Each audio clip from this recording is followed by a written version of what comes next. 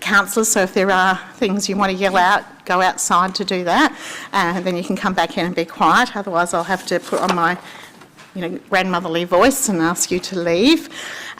We do have a pretty full agenda this evening, and I'll just ask each of the councillors just to double check their microphones, and then we will begin proceedings. Councillor Bell.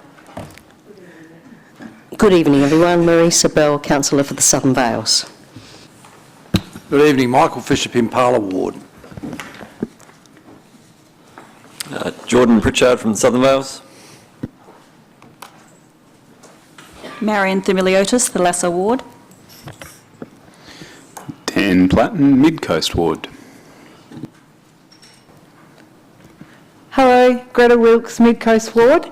And Gretel's got a dispensation from standing up tonight for any items. Hi, I'm Kim Davis from Pimpala Ward. Lauren Dew from the South Coast Ward. Colt Stafford, Knox Ward. Jeff Eaton, Thalassa Ward. Paul Yeomans, South Coast. And Heidi Graves, Knox Ward. Thank you, everyone. Glad to see all the microphones are working so we can proceed. We don't have any apologies this evening, nor a leave of absence, and so I'll ask everyone to stand and we'll make our pledge.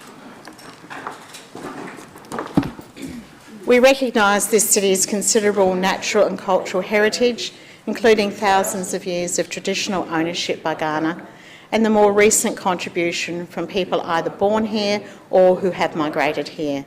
As we meet together, we build on this heritage by respecting and listening to each other, thinking clearly, being receptive to new ideas, speaking honestly and deciding wisely for the current and future well-being of those we serve.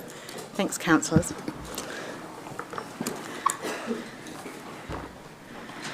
So, do I have a mover for our minutes? Councillor Eaton. Yes, I'll move. Thank you very much. Any question? Seconder, Councillor Platten. Happy to second. Any questions? I'll put the motion. All those in favour? Carried. Thank you very much. There's no adjourned business nor leave of absence to deal with. And so we come to item 5, and that's page 9 for those of you who are following on an electronic version. There is one little update I want to make, and that is Councillor Bell on page 10. There was an administrative error. She had advised an apology for an event but was unable to be there. Do I have a mover? Councillor Fisher. Move the recommendation as Thank you. Councillor Eaton. Yeah, and I'll second it. Thank you. Any questions? I'll put the motion. All those in favour? Against? Carried. Thank you. We now have no presentations, but we do have an abundance of deputations this evening. Just to remind people that each deputation is 8 minutes, and we are really pleased to have you here tonight. So we've got Emma Williams and Hazel Kane to come up first if they would like to proceed to our lectern. And as they're coming up, they are presenting tonight on the installation of a barrier on SELLICKS Beach. And I have had a chance to let them know they've got 8 minutes and not to be terrified by the 2-minute bell. It just means that you have 2 minutes to go. And councillors have got all the information, I believe, in front of them, and we've also got the slides, so whenever you're ready. Okay. I might have to stand on. You should be able to pull it down. Back. Okay. Can you all hear me? Yes, good. Beautiful, thank you. Okay. Is it that one? Yes, it is. Okay. So firstly, we wish to thank you for approving our deputation and for giving us the chance to express our concern about this issue. We, the locals, have been concerned about the ever-increasing number of people driving beyond the southern sign on SELLICKS Beach for many years now. And we're at a point where accepting this as a continuation of normal behaviour is completely unacceptable. This is despite the fact there's been a large sign advising people that there is a penalty for driving beyond the sign, and this is a violation of bylaw, but it's not stopped hundreds, if not thousands, of people disobeying this instruction because there is no barrier. This has led to multiple safety issues in this vehicle prohibited space, involving mostly car drivers speeding and driving or parking where they're not allowed. Locals have called rangers on numerous occasions. However, most of the time, locals will address the issue themselves, mostly as calmly as possible, resulting in mixed responses from vehicle drivers. The number of abusive responses has dramatically increased over the years and has led to physical abuse and assault on a number of occasions. As you can imagine, this is highly distressing for members of the public just trying to do the right thing. The other major concern is the damage that cars and other vehicles do to the environment. Cars and motorbikes have driven right down to Cactus Canyon and beyond at times, and this is directly over a large area of fragile reef. This reef and the marine environment around it is home to a number of marine creatures, including reef crabs, 5-brick cerise, a species of starfish, western slate pencil urchin, orange feather stars, short-tailed nudibranches, dog whelks, waratah anemones, intertidal tube worms, and variegated limpets, to name but a few. Your go. Now, this area beyond the sign is a very safe, it's meant to be a very safe place for families and for people walking their dogs. It's actually our lifestyle. In fact, it's our life. Go down there, meet up with your friends, walk with them, gossip, start rumours. Yeah, dogs can play freely. But at the moment, because of the increase in the number of cars coming past that sign, you're forever looking over your shoulder. And then they pass, and we try to stop them and explain. Granted, most people are polite, and they will turn round and say, thank you, I just didn't know, I didn't see the sign. But then that means they're going back again. So they're still passing. Oh, I've got to put them on their lead. So, and then off we walk again. Oh, and here comes another one. And this is why a lot of locals don't actually go to the beach at the weekend now, which is a shame, because as I said, this is our life. And the number of cars actually are increasing. Since COVID, things have changed. You know, on a busy day, when it was like Australia Day, New Year's Day, you would get 2 rows of cars, and we'd all go down there and think, look at all these people all squashed in. Now, this past summer, in fact the last 2 summers, even on just a day of maybe 28 degrees where the sun's shining, we can actually have 3 rows of cars. So don't ask me why this is happening, whether people are not going as far to get their beach trip. And also, even though the visitor numbers are increasing, we're actually getting more and more people moving into SELLICKS. I mean, in the estate I'm in, which used to have vacant, every other block was vacant and been there 15 years, there aren't that many vacant blocks around.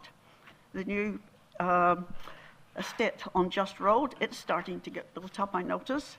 And then, of course, there's the future. Was it 4,250 extra people? If only a small percentage want to go to the beach, it'll be horrendous, actually. Unfortunately, we are also getting inappropriate behaviour. And some of it I won't describe, but in one case, I got a guy arrested. I actually got him arrested twice for inappropriate behaviour in front of foreign tourists and a child.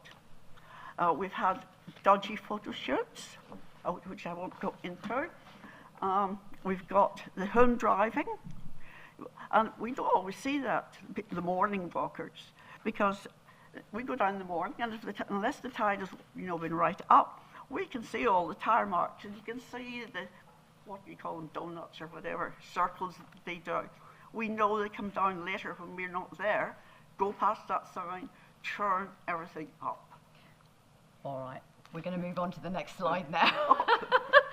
So this is the current arrangements and why they're not working. As previously mentioned, there's never been a barrier stopping vehicles from driving in an already prohibited zone on SELLICKS Beach. Therefore, they're just free to disobey the bylaw whenever they choose.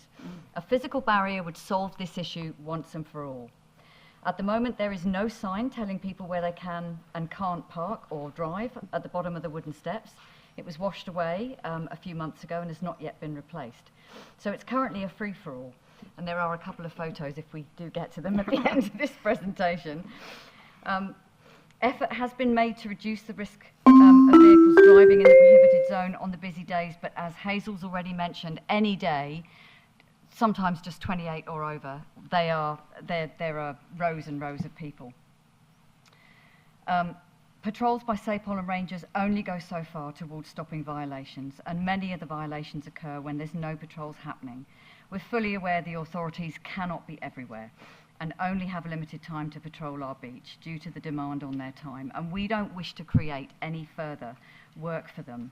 Permanent barriers would completely cut the need for them to patrol this area on a regular basis unless there is a public concern going on. And we also believe there's no information provided to non-locals upon entry to the beach. And people can't obey what they don't know about. All right, you've got a minute. Okay. At the moment, the council puts up temporary barriers. So obviously it's recognised barriers work. So permanent ones would be a less workload for the council. They don't need to patrol that. Less hassle, protection of the reef, protection of children and dogs, less pollution. People light fires down there, rubbish is dropped. The sand wouldn't get blackened by oil, etc. So there's only positives to a physical barrier. And there's been a lot of support. Everybody I've spoken to that works the dog regularly has said, yes, go for it, a brilliant idea. And that includes people who 2 years ago would say, oh no, we don't want a barrier. Hideous. So not. I'm just going to flick through to barriers that are already on other beaches. We've got 10 seconds left. So these were just a couple of photos taken recently. And because there's no sign, people are parking down close to the reef. And this is the barrier at Silver Sands. It's already there. It's been there for 20 odd years, same as the one at Moana. And we feel SELLICKS would benefit from that. Thank you so much. I really appreciate your run to the barrier at the end as well. I'll give it up. Our deputies are very happy to take questions. So, Councillor YEOMANS. Yeah, just a couple of questions. Thanks for coming down and explaining your experiences and what you want to do here. Just a couple of questions, if I can. You were just sort of talking about how you've raised this with other beach walkers about the potential of the proposal of putting sort of a permanent barrier there. Have you had any people? I know we're potentially talking about going to consultation later in the night, but when you've been having these discussions, have you found people more supportive or less supportive, or are you having people actually opposing the idea, just in your general discussions? More. I think more supportive generally. More supportive? Oh, definitely. Yeah. And what do you think, if we get to that point where we are considering erecting the permanent bollards there, what do you think the benefits to the community would be? Peace of mind. And I know a lot of people take their grandkids down there, and they do worry about the cars coming past, because you can see people having to rush and grab a toddler because the toddler's topping down to the water, and the next minute a car comes barreling up, because they always go more than 10 when they go past the zone. And yes, it is a mental. We go down there for our mental health. It's our lifestyle, and it's sort of, you go, oh, isn't this beautiful? And, well, it should be safe, shouldn't it? Yeah, it's a prohibited area. There shouldn't be any vehicles driving in that area. You shouldn't have to worry about toddlers or dogs running where they want to in an area where they're fully allowed to do so. And you shouldn't have to get abused. I've had the lady had to take me home one day because the guy wasn't leaving me alone when I mentioned it. So she had to put me in her car and take me home. And I've had other people who have been followed, but they've told somebody off, and even politely, and that person has then driven slowly and as they're walking and abused them. That should not happen. No, that's terrible. Just a couple more questions, if I can. We've spoken before where it's got to a point where you're explaining to me, just wondering whether you can explain it to the other elected members, where members of the public are actually parking their vehicles along the sand, sort of in a direct line from the sign to the beach, and erecting their own tents to sort of form a bit of an informal barrier. Can you just talk us through that, please? Yeah, look, I mean, we've got friends who do that on a regular basis when they go down through the summer months, you know. I guess it's about creating our own, or the locals, again, as I said, addressing the problem themselves and creating a barrier, which is reasonably effective, but it shouldn't have to be that way. You know, the locals shouldn't have to park their cars and erect their gazebos so that other people shouldn't get through to an area that they're not allowed through to anyway. No, it could cause a dangerous situation. Yeah. Just one more question too, if I can. As you're driving, for those that aren't familiar, for those that are driving down the ramp and you head left to go south to that area, would you say there's plenty of room for vehicles up to the prohibited Absolutely. area? Yeah. So even though we're still talking about the bollards potentially at the prohibited area anyway, but would you still say that when you're heading south, there's still plenty of room for cars to drive and park? Except on an incoming tide. Yeah, well, that's nature. Yeah. Yeah, Okay, that thank is you. nature, Thanks very much. absolutely, yeah. That's where they get stuck. Yes, and that's another story. Councillor Dew. Thank you for your deputation tonight. My first question is if this is becoming an increasingly worse issue, or if it's remaining the same, or if what's the picture over a period of time? Oh, definitely getting worse. Yeah, absolutely. I mean, every single day there are cars parked in the prohibited zone, and that was when the sign was there, let alone when it's not there. Sure. And that's most of the year. You might get a few winter days when people don't do it because the beach is pretty rough and the pebbles come back.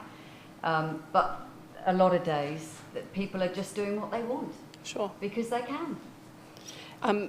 Thank you. I know that the 8 minutes goes quick, and just wondered if there were any other photos that you wanted to share with us tonight. No, I Okay, haven't that's got fine. any others on there. No, you mentioned it. I just wanted to make sure. Yeah. Thank you. Councillor Wilkes. Thank you so much for your Don't deputation. stand. Oh, I'm all right. I saw my orthopaedic surgeon today.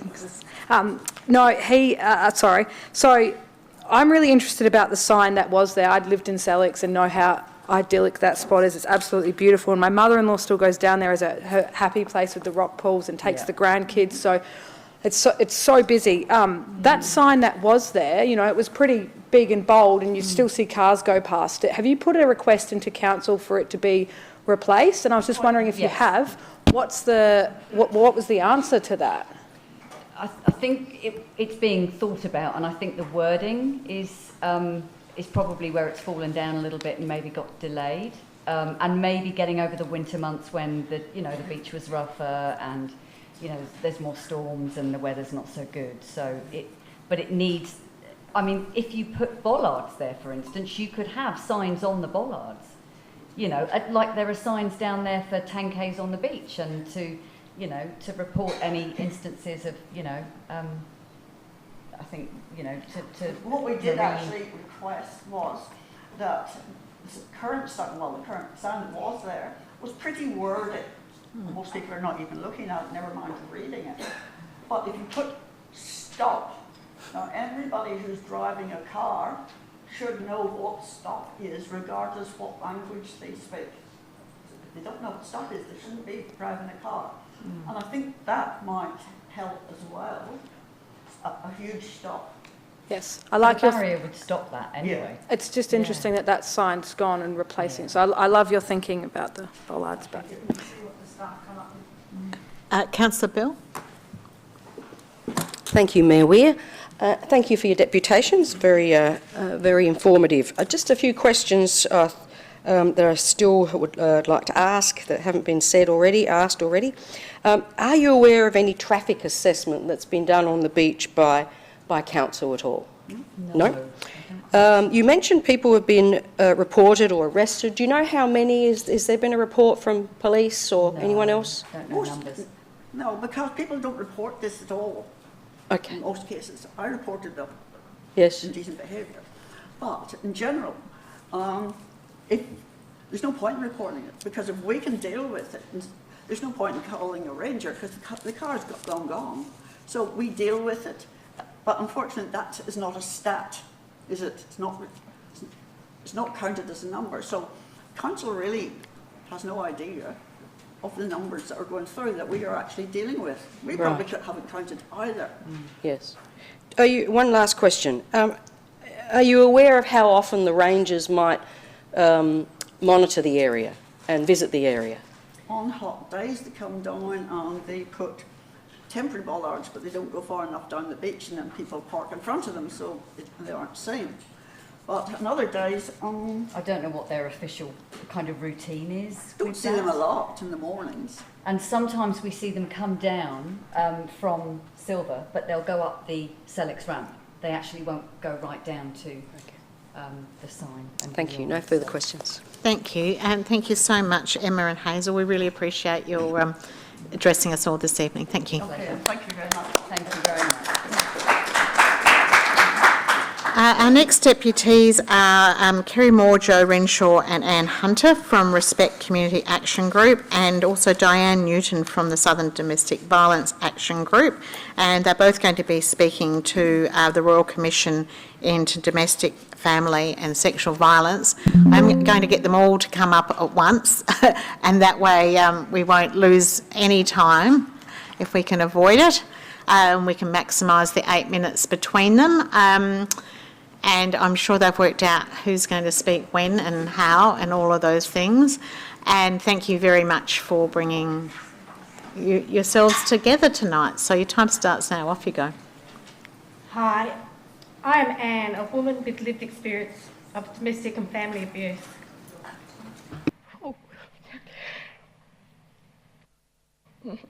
And a member of the Respect Community Action Group, who I am representing today. I would just like to pay my respects and acknowledge the traditional owners of the land we meet on today and any Aboriginal people joining us. We recognise their continued connection to land and water and community.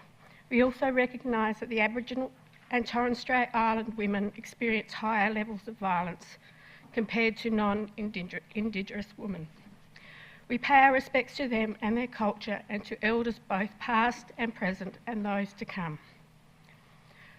Looking through the lens of a community approach, a collaboration was formed to bring the 16 Days of Activision Against Gender-Based Violence project to the area. This is now a major project of the Respect Community Action Group. As a community action group, we are proud to bring this important global initiative to this community and are committed to continuing our efforts to make our community a safer place to live, work and play. Our goal is to raise awareness, mobilise action and engage residents in addressing gender-based violence, as we believe that together we can create lasting change. On the screen are some photos for previous years from 16 Days of Activision campaign, highlighting the many events that local organisations and services participate in. The project involves working alongside local services providers, sports clubs and community members to host events within the 16 days period to bring awareness and further actions in working towards preventing violence. Then a calendar event is created and prompted within the community. In recent years, we have seen significant growth with our organisation joining the Respect Community Action Group, such as Southern Football Leagues, Rotary Club of Morpeth Vale, Anglicare SA, Spirit of Women, United Communities, Department of Health Services and Good and Better Best Men, the Yellow Gate, Zonta Adelaide, Flinders, Southern Community Justice and Women with Lived Experience of Domestic and Family Violence.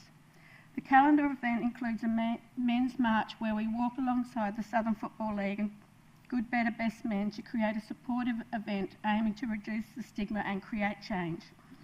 Celebration of Women is an event in collaboration with Community Health Onkaparinga, highlighting the resilience of women in our community through visual arts, spoken word and music. We have built great relationships and many community organisations and well-being events are held on the Onkaparinga Library. The Community Centre and community centres a candlelight visual close 16 Days of Activision event in the South. This is a time for reflection and remembering those who have lost their lives due to domestic and family violence. We believe that the Council can play a pivotal role in providing a platform to raise awareness of this important cause and encourage wider communities participating by engaging more residents who want to share their skills and knowledge in our community action group. The deputation aligns with the Council Community Vision 2034 and 127 recommendations of the Royal Commission, participation, particularly in terms of fostering a safe and connected community. The 16 Days of Activision in the South initiative aims to build resilience and improve the well-being of survivors by providing a visible sign of community support. It enables the community to take a stand against domestic abuse, helping to reduce the isolation that many women experience in their own homes. By addressing this issue, we can contribute to creating a safe, more supportive environment in line with the Council visions of building a connected and resilient community.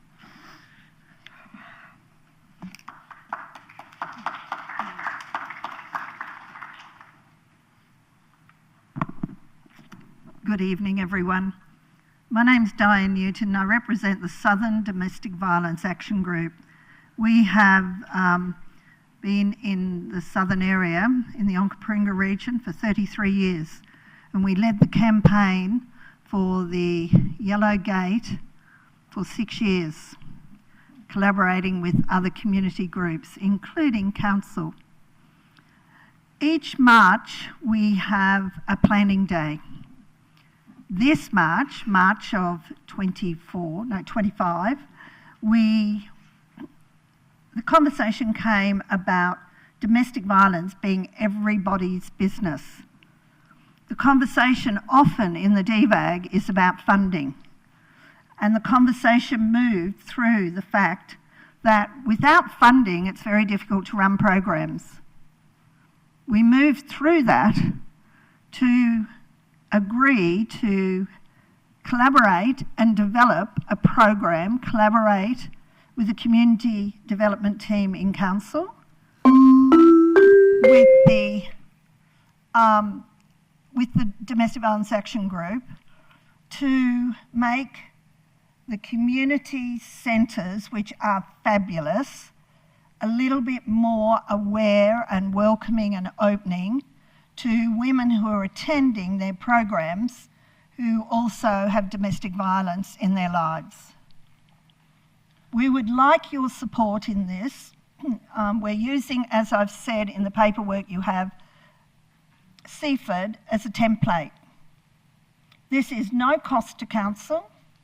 It is the volunteers, the Domestic Violence Action Group volunteers, that would work very closely with each community centre and be supported and work really closely with the Community Development Group of Onkaparinga Council.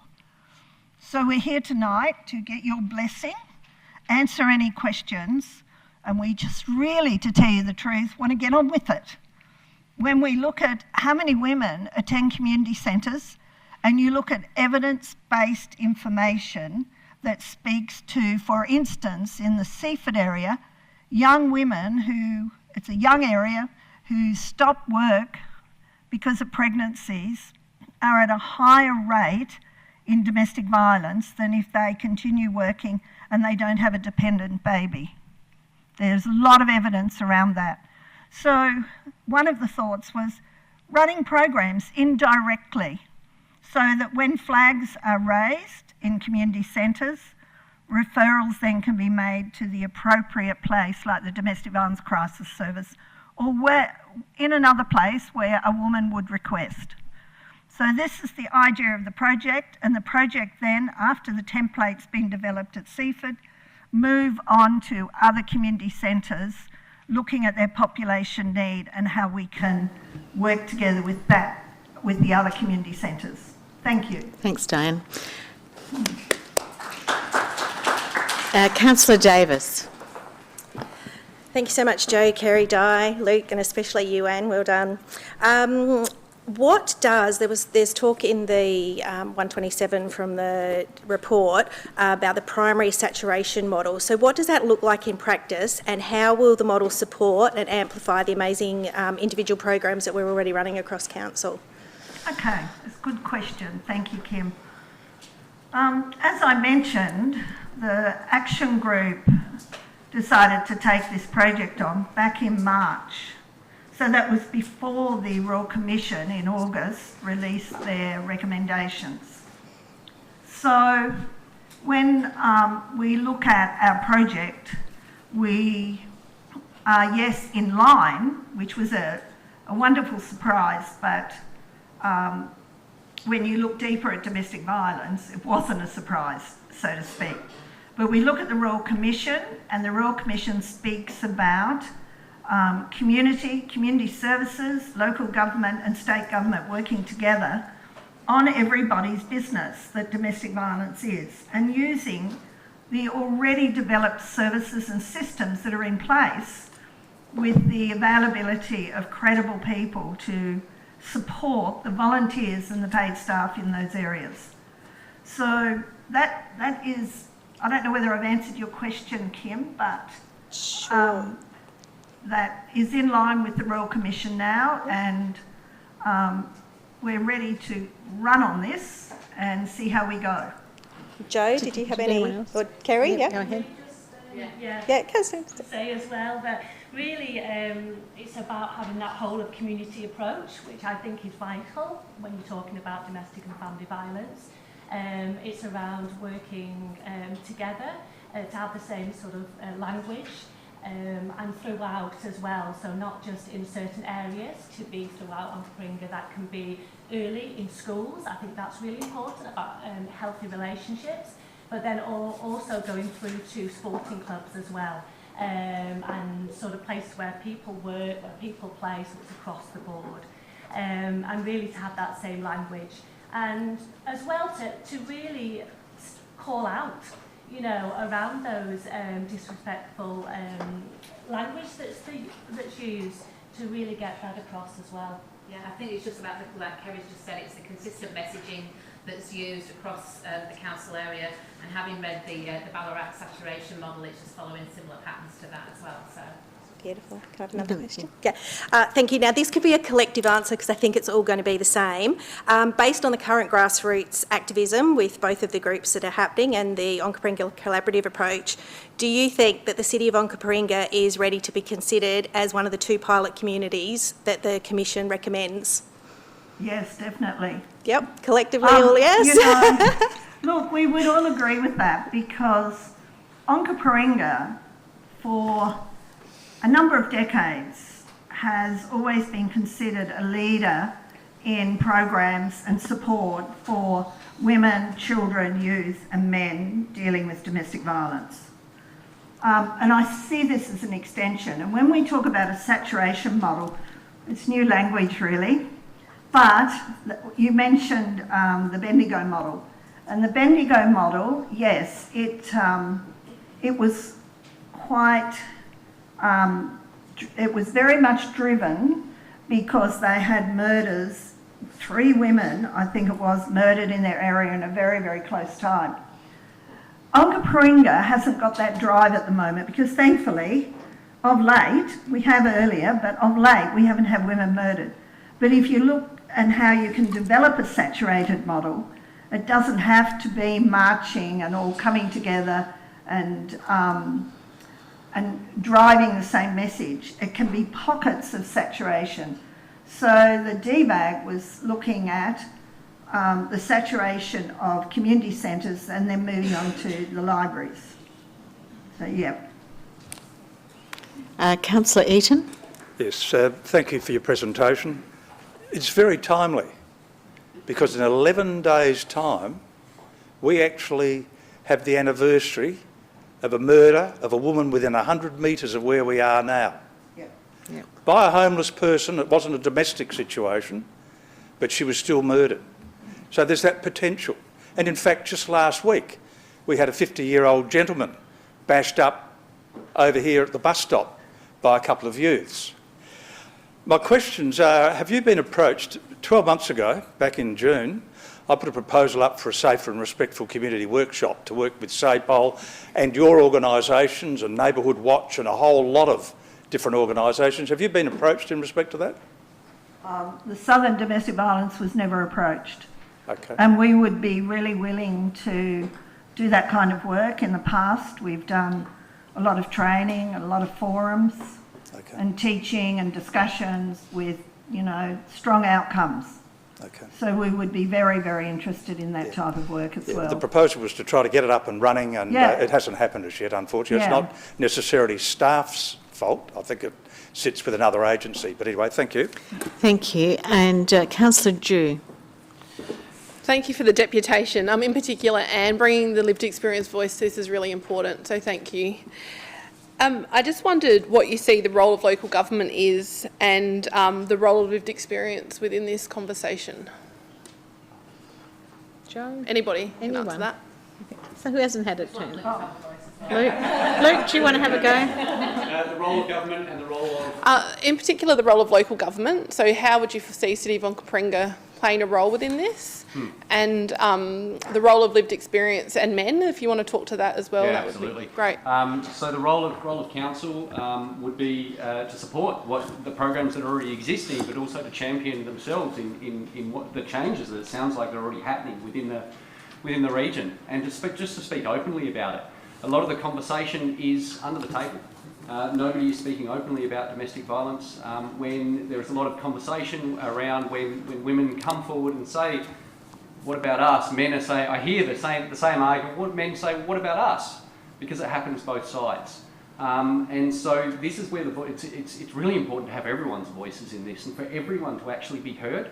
I mean, that's the role of what we do, is we give men a voice to be heard, both as victims and perpetrators, to be able to move that shame and to be able to make changes in their life. So yeah, does that answer the questions? Thank you very much. Can I just add to that, Lauren? The Southern Domestic Violence Service, in our constitution, many years ago when that was drawn up, we support women experiencing domestic violence. For all the reasons we know that women reach the highest number of victims and the number of women who are murdered yearly in Australia. So in the training or conversations, always the Southern Domestic Violence Action Group is driven by survivors' words, stories and advice. We would not take it upon ourselves to be experts in that field. We always listen to what women's voices are saying. And that would be the same for the project within the Onkaparinga region. Thank you. Councillor Themialotis. Yes.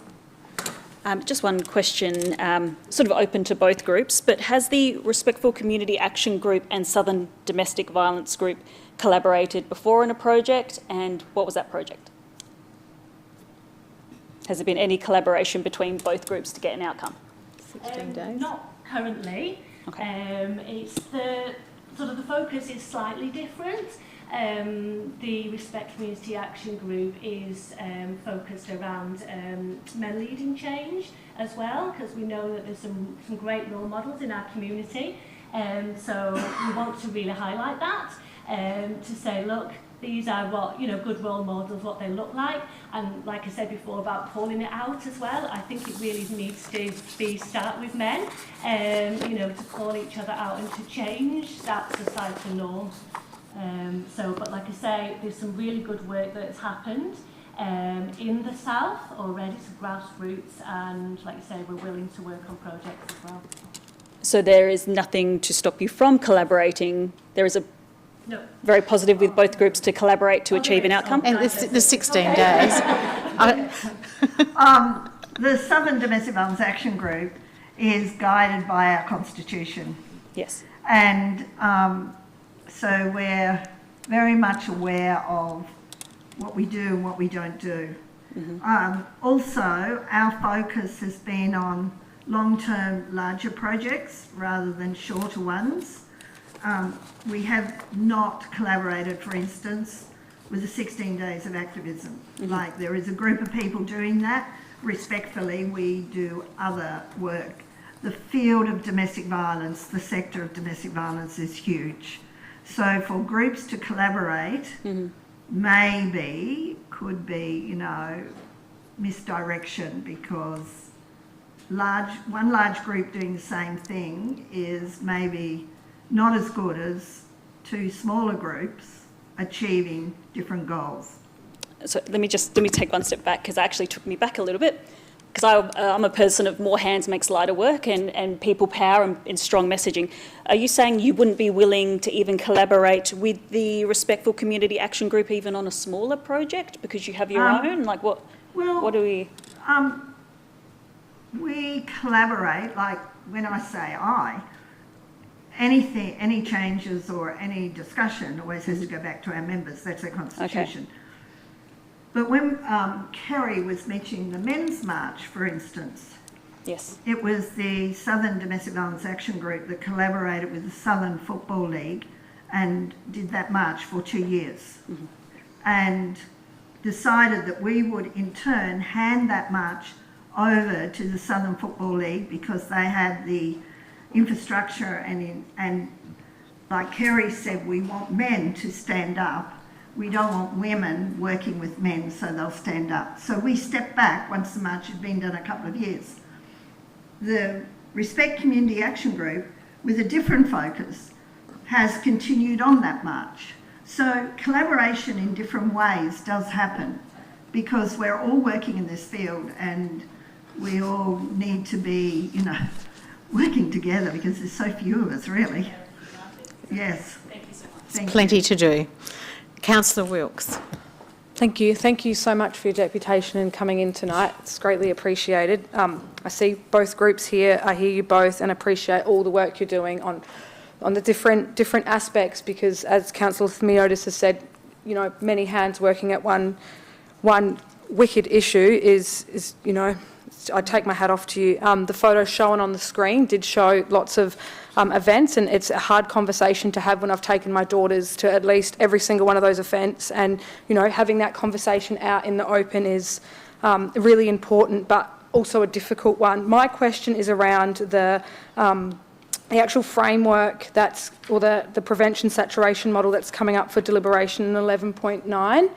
I was wondering, have you had conversations with state government about that saturation model, or do you have anyone other than council who's willing to help sort of get that model off the ground? Can you give me any sort of commentary around sort of implementing that model into the community? You don't have to speak on behalf of the state government, but no, I'm just saying if there's, I'm just inviting the staff or people here tonight who may not be privy to those things. Can I mention, because as I've said before, our planning day was in March, and so we were not even thinking about the state government or the Royal Commission recommendations. We were looking at how we could make domestic violence everyone's business and do it on the cheap. And so we're really happy with the model that we have developed and collaborated with the Community Development Group of Council and the leadership at the Seaford Community Centre. So we actually don't need the state government at this stage. Okay. Because we didn't take them into account, so we developed a model without them. Nice, excellent. And the other group? No. Sorry, I shouldn't say the other group. I'm going to, say no, not at this stage. Okay. Obviously, that report has only just come out. I do feel that it aligns really what we do at the Respect Community Action Group. But at the moment we are focusing on 16 days of activism down south. So yes, there is time to sort of look more in depth than that. I also sit on the Onkaparinga collaborative approach, and I know they for a very, very long time have been doing a programme called Women Are Strong, and in that space they support the women that have been affected by domestic violence, and they're running lots of groups and now doing a lot of train the trainers, so that is starting to go statewide. They're also looking at this year, looking at intervention models. So they're looking at a lot of programmes in schools called Love Bites, which is a responsible, respectful relationship programme as well. So there is the Onkaparinga collaborative approach in this space as well. They're just not here tonight. Thank you. Councillor Dew. Just a super quick question. I just want to be clear, what you've talked about, both groups, a lot is probably programmatic and quite events-based, but what the Royal Commission, I'm assuming, is talking about is more of a planning and a whole-of-community approach in supporting domestic and family violence. Is that correct? Yeah. Thank you. There's no further questions. Thank you so much for all coming tonight and expressing your experiences from wherever that perception is. So thank you very much. Really appreciate it. And I now invite Andrea May to come up and speak to the deputation regarding the establishment of a RV park in the Pear Tree Paddock at Woodlanda. So Andrea, if you want to make your way up here, you'll be very welcome. And the same rules apply, 8 minutes, and you'll hear the buzzer. You've already had a chance to hear what that sounds like. And welcome aboard.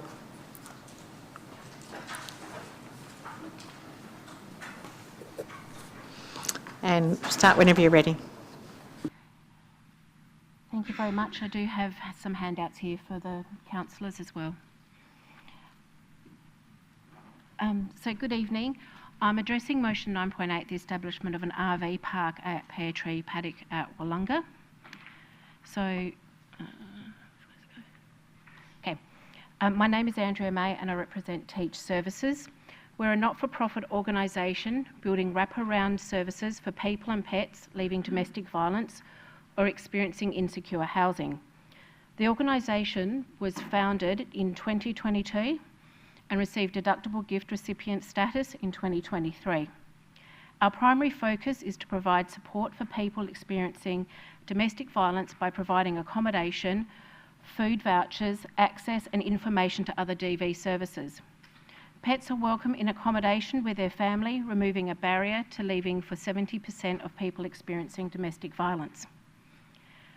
We also represent the 40.8% of women over 50 in the district as a fastest growing group of homelessness and include them in our low-cost housing plan. We are non-discriminatory and recognise the disadvantage of Aboriginal people and the LGBTQI+ community in obtaining domestic violence assistance. We would like to propose an alternate use to motion 9.8 to establish an RV park at Pear Tree Paddock. Given the current housing crisis, domestic violence crisis, and unresolved issues of homelessness in the council district, we propose the site be used to provide low-cost housing for domestic violence survivors and women over 50. Although the total land on the title is approximately 4.5 acres, only approximately 1.5 acres is accessible from Main Road, Woodlanda. We propose putting eco-friendly tiny homes on the 1.5 acres to house women over 50 long-term and women and children in the transition phase of recovery. The remaining bushland would be preserved or enhanced along with council guidelines to support the community. The site is less than 500 metres from the local primary school and similar distance to the high school. It is on a bus route, connecting people with McLaren Vale, Aldinga and into the city. It is walking distance to the centre of Woodlanda for shopping and other services, making it ideal for this purpose.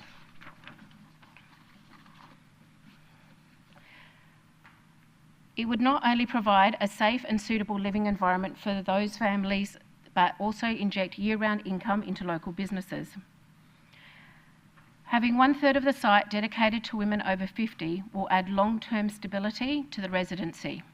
The low-cost rental will provide a housing option within the area that is currently not available.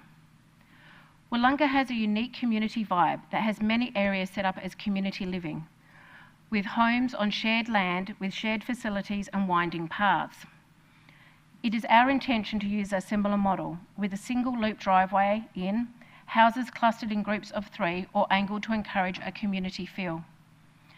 The beautiful surrounding trees and bush become a feature of living with the use of eco-pods from elsewhere pods that are designed to invite inside in with large windows. A range of dwellings will be provided from a maximum size of 12 metres by 4.8 metres to 10 metres by 2.4 metres, 1 to 3 bedroom homes. The dwellings are all pier mounted, providing clearance if the creek flooded. We have a commitment to sustainability, and all dwellings would be fitted with solar panels to reduce the need for the feed in mains power.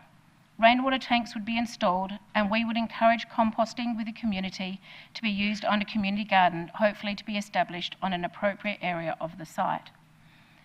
An appropriate waste system will need to be installed with several options available depending upon council and planning approval, with the most likely being a septic system. Woolunga, with its market and other shops, has long been known for the cottage industry and community feel. We would encourage residents of Pear Tree Paddock to participate in the community and develop their own cottage businesses as a way of rebuilding their lives. It is also an opportunity to introduce people to the farther edges of the council and consider it for longer term living, becoming permanent residents with the same ethos as those already living in the area. Whilst an RV park will add tourist dollars into the area, it will not address challenges of housing in the council district. It will be subject to seasonal highs and lows, whilst longer term housing will provide an ongoing stable income and members to the community.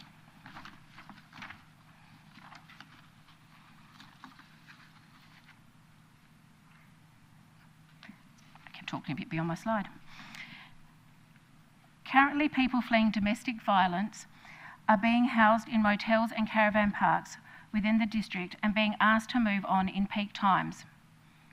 Not only will accommodation at Pear Tree Paddock add some relief to this situation, but it will also free up tenancy for tourism dollars. The leasing of land in the Onkaparinga Council District has been an idea that Teach Services first proposed to Council Planning and the Mayor in late 2023. However, the Council was still going through changes, with a CEO yet to be appointed at the time. We continue to be interested in a lease agreement that will allow us to provide services to the community in a low-cost, environmentally and socially responsible manner. Initial investment of a loop roadway, an appropriate sewerage or septic system is requested, with the council able to recoup costs over time on top of the lease arrangement. Maintenance of the site would be the responsibility of Teach Services during the long-term tenancy. We would welcome the council to consider this option as a pilot program to additional sites, supporting pressing community needs for other sites across the council area. We believe our approach to the site fits perfectly with the land and the community. It would be in and ask the council to consider the use of the land to address wider and pressing issues within the district, while still honouring what makes the area unique. We ask that you consider Teach Services as a partner in providing services that meet these pressing needs. In conclusion, Pear Tree Paddock is an opportunity to create something unique. The council would be meeting community need and addressing current housing, homelessness and domestic violence crisis situations. The use would remain in keeping with the local ethos, with recoverable costs, ongoing income and no maintenance costs. We welcome working with council on this matter to better serve the wider community. Thank you for your time. I have provided you with sheets detailing salient points, as well as how we meet approximately 75% of the community development plan. We appreciate your careful consideration of this matter. Thank you. Thank you very much. I don't seem to have any questions, so thank you for your time tonight. We have two deputations coming up now. First up is Matt Farrell from Swan regarding the SELLICKS Beach Growth Area Joint Amendment. So Matt, if you'd like to make your way to the front. Councillor, if you could, Councillor Wilkes, if you'd like to speak to the deputy, please feel free to leave the chamber. Matt, if you can come up this way. Thank you. It's just easier for the tech. Thank you.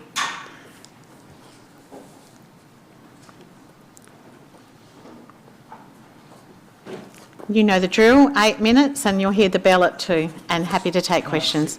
Off you go when you're ready. Good evening, everybody. My name is Matt Farrell. I represent the SELLICKS Woodlands and Wetlands Action Network. I'd like to acknowledge the First Nations about whose land we talk about tonight. Sovereignty was never ceded, always will be Aboriginal land. Tonight I'm here to provide information on the SELLICKS Beach Growth Area Joint Amendment and provide information to you that I believe is not included in the state government project, in state government plans, and also within the reasoning for the submission. We'll be asking at the end for the council to not endorse the submission that has been put before them tonight, and to not support the plan going forward, and I will explain the reasons why and give a way forward for the council to operate on this matter. So I'll be looking at why this housing is not needed and why the restoration is. Just to explain these two pictures, which you'll see later on, this is the development is in red, as you can see, and what we are proposing is that the darker green area where nature is written be preserved or restored as a nature reserve, with potentially the rest of the land included. First though, I would like to talk about one particular thing within the submission, and that is the recommendation that the 2021 SELLICKS Beach Structure Plan, which the council engaged with in 2021 and actually won an award for, which is in the alcove there on the entranceway in for planning excellence. The recommendation from the staff is to ditch that plan and support the state government's plan for 1,700 dwellings, which is eerily similar to the one that the community rejected. I just want to make that point in principle and point out that it's this sort of thing that leads most people in the community to think that they can do nothing about council's plans, and probably the most common phrase that I've heard over the last 5 years has, "That's a great idea, but you're not going to win." So here are the reasons why, and the information that I'd like the councillors to have on why we think that this development is not necessary. The development will do nothing to address the immediate and acute and harmful housing crisis problems associated with rental availability and rental cost. This can be corroborated by the state government's inquiry into short-term housing, which found that short-term housing has a significant impact upon rentals, and they recommended a licence and a levy be charged to reduce the number of Airbnbs. Within Aldinga SA2, the statistical area, which extends from Port Woolunga to SELLICKS Beach, the vacancy rate is currently 1.5%, representing about 24 homes out of 1,600 rental market.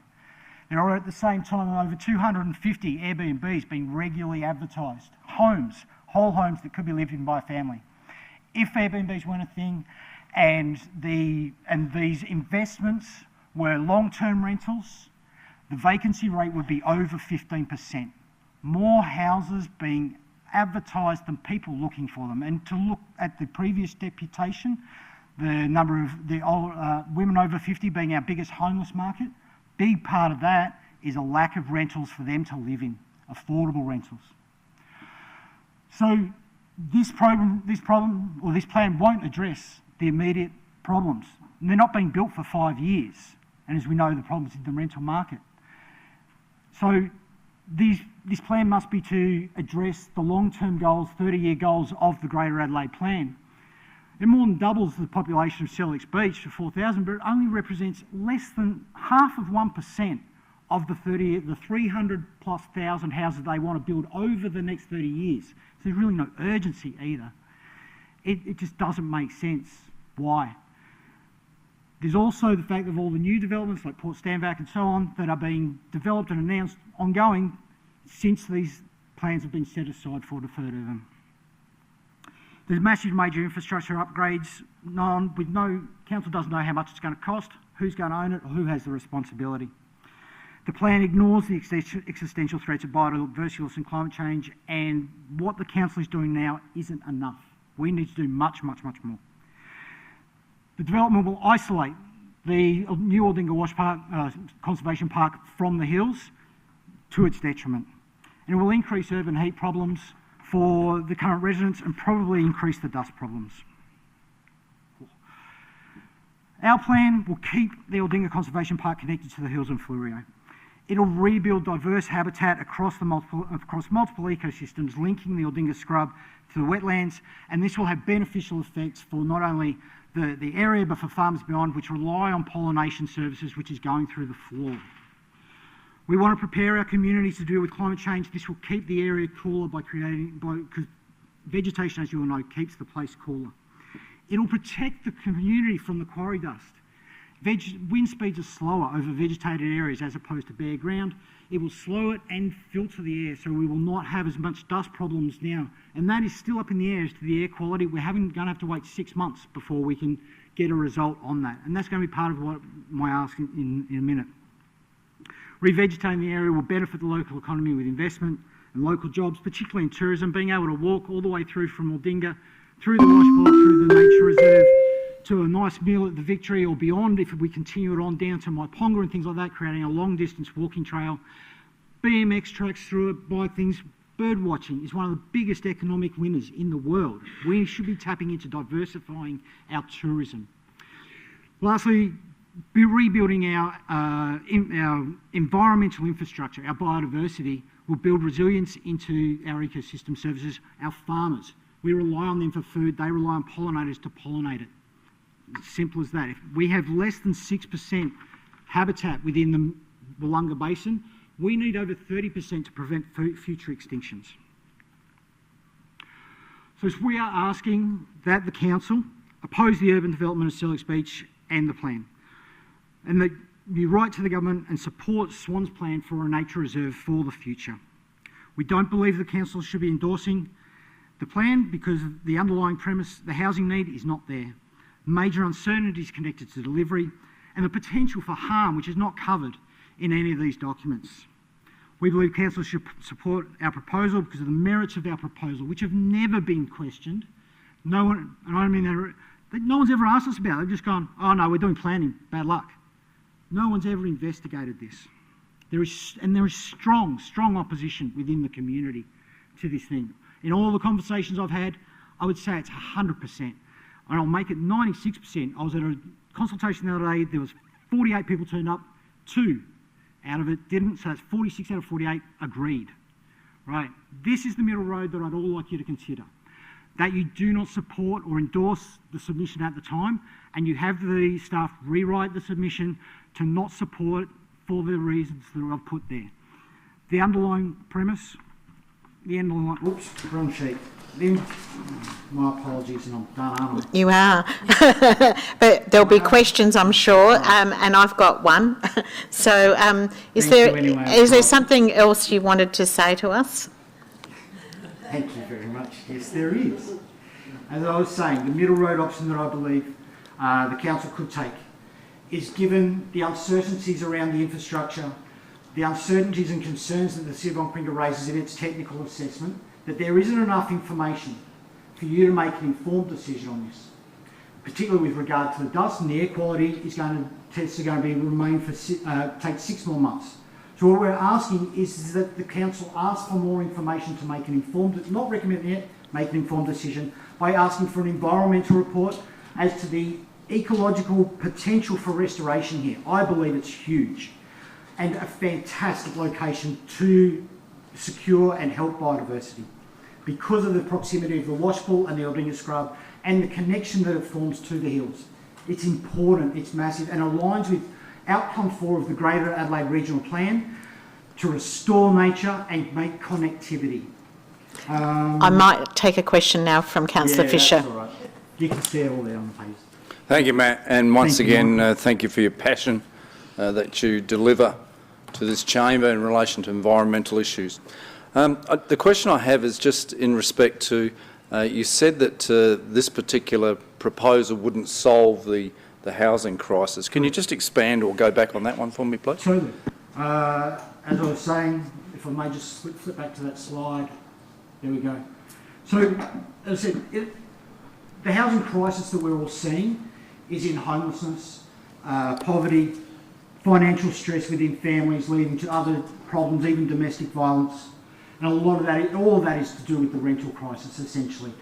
It is costing the council as well in greater support for support programs or people coming in and requesting financial assistance for their support programs. I remember Puddle Jumpers was here a while back. Their base is exploding. Homelessness, just last month, you all endorsed a zero to homelessness program. If we had more rentals, we wouldn't have more homelessness. But these houses aren't being built for 5 years either. It's not going to change that, but that is where our housing crisis is. That's where all the social problems are happening. With regards to the long term of it, it represents 1% of a 30-year plan. The urgency isn't there for one thing, but 1%, and it's building on the very, very edge. All urban plans will tell you that building on the edge of society disadvantages the future people to move in there with cost of distance to travel, lack of services getting to doctors, libraries, pools, schools, etc. There is good evidence on how people are disadvantaged financially when they're made to buy in because where they're building on the peri-urban edges of society.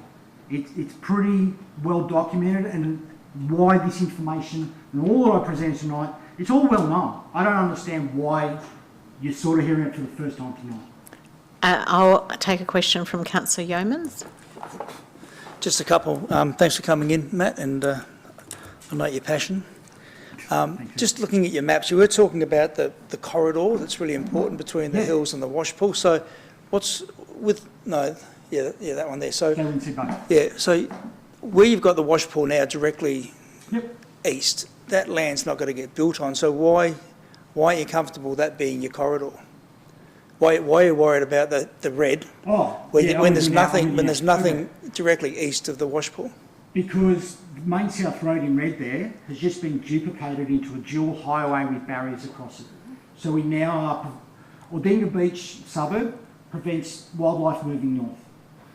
The new barricade and Main South Road prevent them moving to the east now. To the south there is some housing, SELLICKS Beach, but there is this gap between it. It is also the closest connection to the hills and other habitat, and habitats such as Maiponga Reservoir, the High Marsh Valley, new conservation park and other conservation parks going down the coast. It's also critical habitat. Glossy black cockatoos feed on drooping she oaks. This would have been a drooping she oak woodland. So in restoring this, we actually provide very critical habitat for these beautiful birds, which they don't have. We've cleared all the land, and we're at this moment where we either build houses on it and condemn them, or we restore it. Connections for habitat are massively important. If we isolate the Aldinga Conservation Park, including the wash pool, it will have a detrimental effect because populations won't be able to get out. There'll be extra pressure because they're all competing more. We need places to move out and also for stuff to come in so we can exchange genetics and things like that. Connectivity is listed in the Greater Adelaide Plan Outcome 4, finding places where the state government can increase connectivity between good patches of habitat is right there in the Outcome 4 of for biodiversity in the Greater Adelaide Plan. Just one more question. Yeah, look, while I've got you, you were talking about the protection of the wash pool. Now, making the assumption that in years down the track there will be some housing development here. What do you see as a risk to the wash pool in respect to stormwater runoff or something like that? Okay, I don't agree that housing will be built here eventually. That remains for the state government to decide. I am putting forth the case for it. Just in that scenario, the extra amount of people, first of all, the connection, breaking, or isolating it, bad.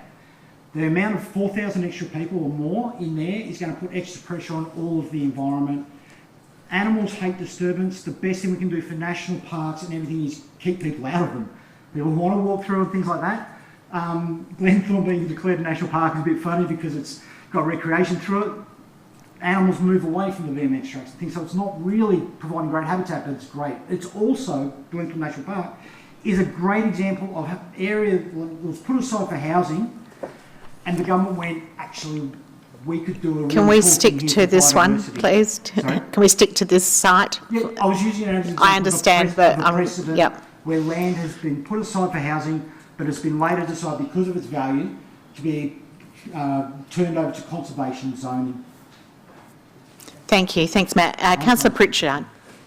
Thanks, Matt, for coming in today. Has there been any, I mean, obviously these areas are currently privately owned. Yes. Has there been any approaches to the current landowners about trying to improve the vegetation on what's currently there, in terms of it just looks like cropping? It doesn't work problem if you read through the... Oh, sorry, have you finished your question? Well, that's, yeah, has there been any approaches to the current landowners on trying to improve vegetation? And basically, the landowners and the state government all just assumed, because in 1962 they said this is going to be housing, that's the plan they have to follow. So no one is exploring the idea of we could do something else with it. Every time I've broached it, no one's actually gone, oh, well, let's talk about your plan, let's look at the pros and cons, let's wait up, let's do an evaluation, which is one of the things that I'm asking the state government to do in this 6-month delay. No one's ever asked that. They've just gone, oh no, we're building houses, because we said so, Granddad said so in 1962. We need to, with the way the world has changed, just in the last 10 years, let alone the last 70, we need to reassess the plans that were made decades ago and longer as to their ongoing appropriateness and what we need now.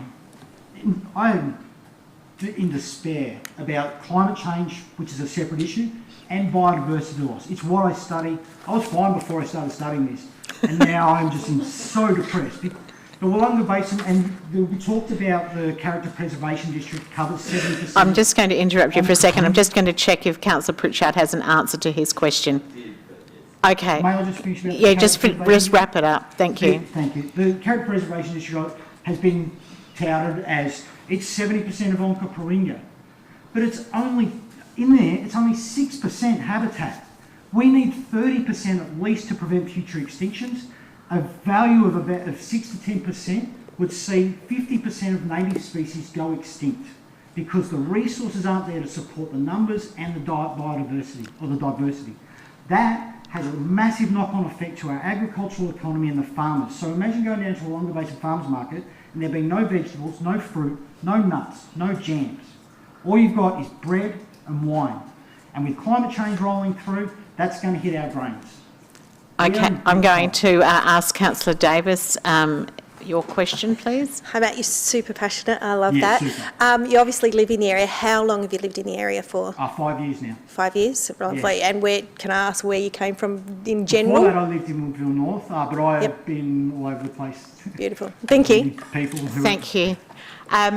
I also just remind councillors that the item further down on the agenda is your opportunity to ask staff, just so the gallery is aware that the staff have an opportunity to be quizzed as well. So thank you, Matt. Thank you for coming in this evening. Thank you. It's been a pleasure. Amanda Price-McGregor, you're up next.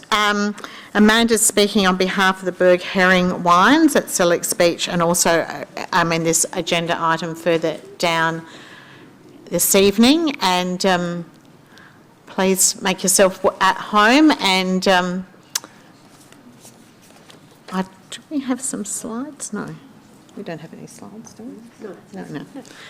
Amanda, as soon as you're ready, we can we'll start the clock. And I think you've seen what happens. Yes, thank you. Off you go.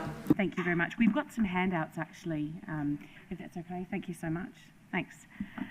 Mayor and elected members, thank you for the opportunity to address the Council this evening on a matter of importance to many in this community. My name is Amanda Price-McGregor. I'm an urban planning consultant, and I'm acting on behalf of Sam and Chloe, the owners and operators of BERG Herring Wines. Tonight I'd like to talk to you about 3 matters. One, some key differences between Council's 2021 SELLICKS Beach Structure Plan and the State Government's Joint Amendment Plan for SELLICKS Beach. 2, how these differences impact my clients and the community. And thirdly, how we feel that these concerns could be addressed. From the outset, I want to emphasise that my clients are not against the future residential development of SELLICKS Beach, but they do want it to better reflect the concerns of the community. Open space is paramount to safeguarding the iconic cellar door tourism destination and visitor experience, which should be an economic and urban design imperative. BERG Herring Wines is an important contributor to the McLaren Vale wine tourism region. It's a notable and award-winning cellar door destination, largely due to its unique and beautiful natural setting of the cellar door. 20,000 visitors a year to the cellar door, 8 employees, 5 being local, and more than 40 businesses that they collaborate with and support.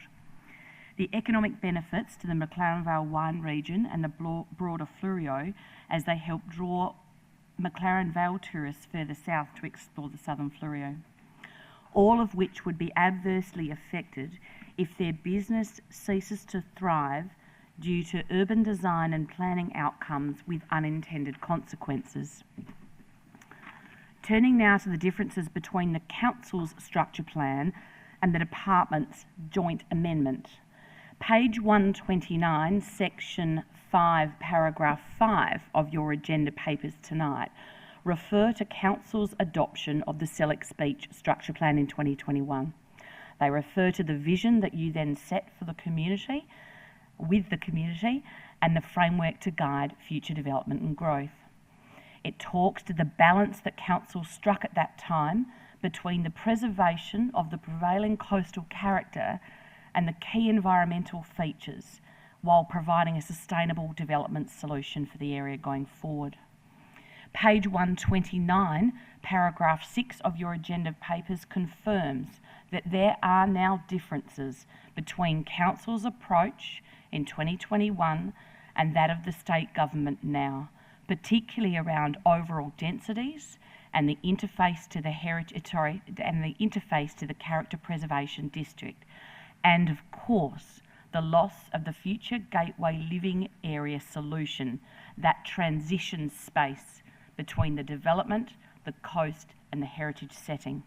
And it is these differences that I want to draw your attention to as they give rise to the key concerns of my clients have with the joint amendment. The concept plan, which you have a copy of in the handout we've given you tonight, Concept Plan 163 SELLICKS Beach Land Use, prescribes a 35-metre buffer between the Berg Herring Wine cellar door as a unique heritage place and any sensitive receivers such as houses in the new residential development. That 35-metre buffer is a recommendation from the acoustic engineers, SONUS, acting for the department. The SONUS report says that they undertook noise testing between the 5th and the 12th of February 2025 to avoid road noise from the duplication of the roadworks, and those results recommended either a solid 2.4 metre high acoustic fence at the boundary of Berg Herring or a 35-metre buffer to houses or sensitive receivers.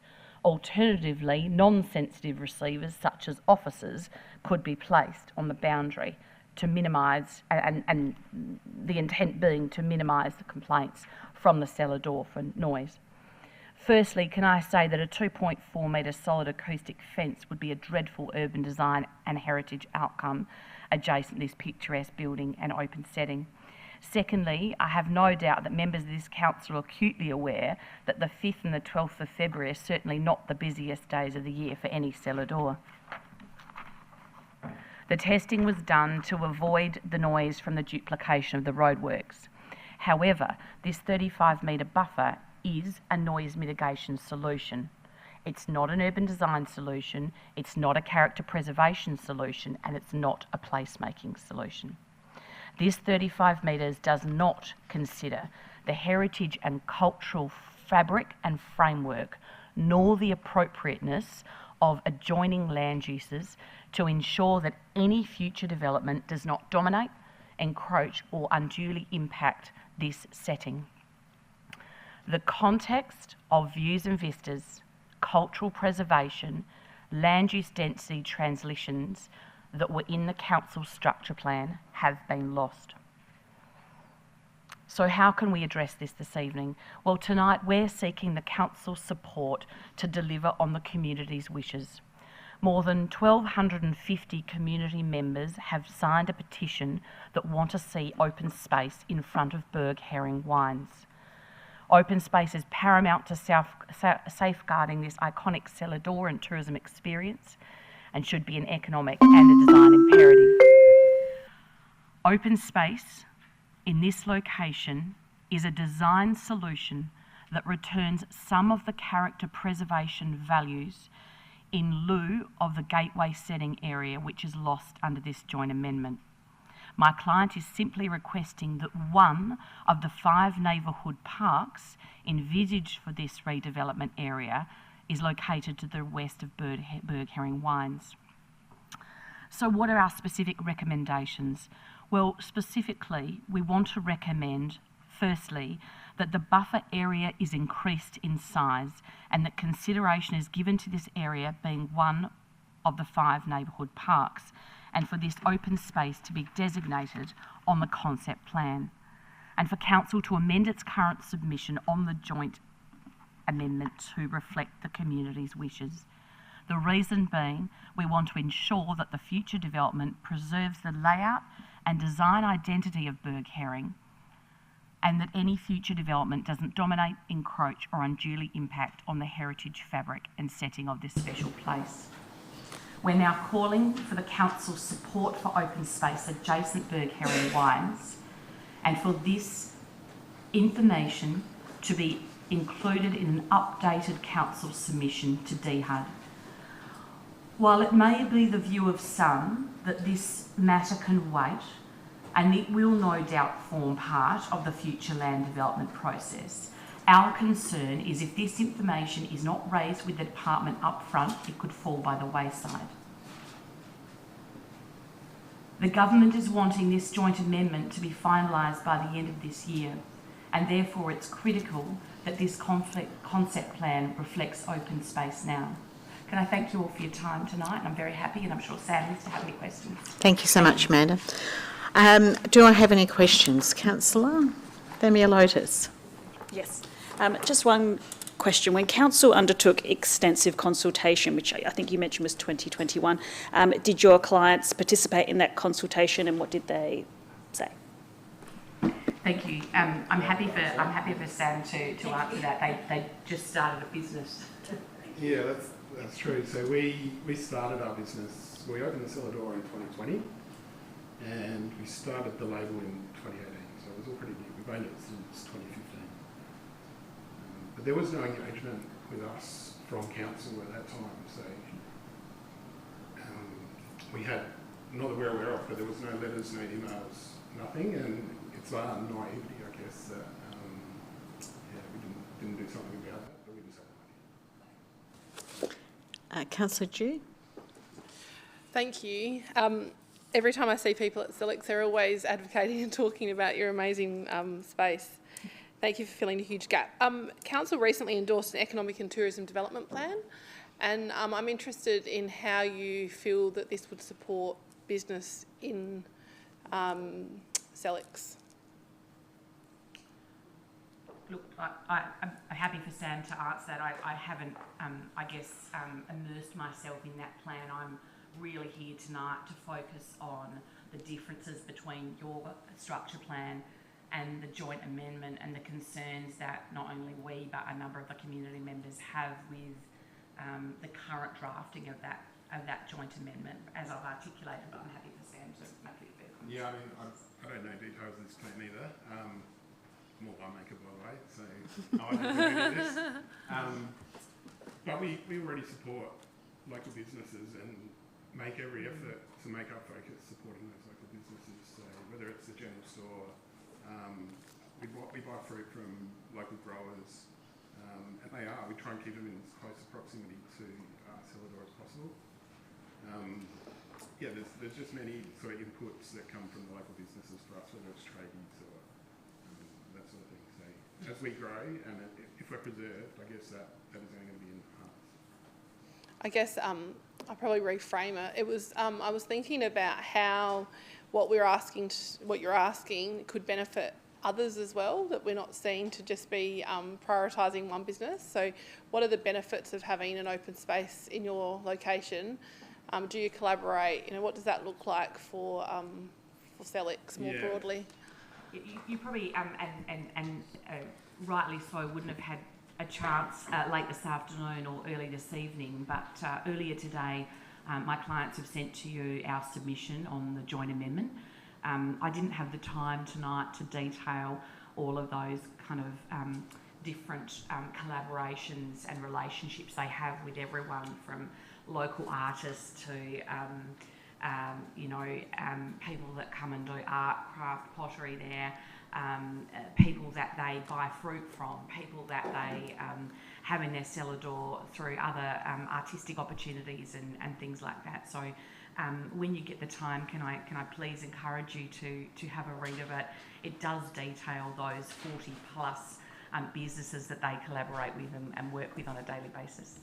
That was going to be my question, whether you had actually put in a submission yourselves to the for the code amendment. We will, and we've wanted to do council members the courtesy of providing that to them first. Thank you. Thank you. Councillor Wilkes. Excellent. Thank you for your deputation and coming out tonight. It's greatly appreciated. I said earlier tonight, but I used to live in Sellicks, and as you turn into the bend from Main South Road, there's all the houses, and then there's the beautiful historic building, and you can't miss it. I moved out before you took ownership, but so it wasn't open to the public. I haven't been in there.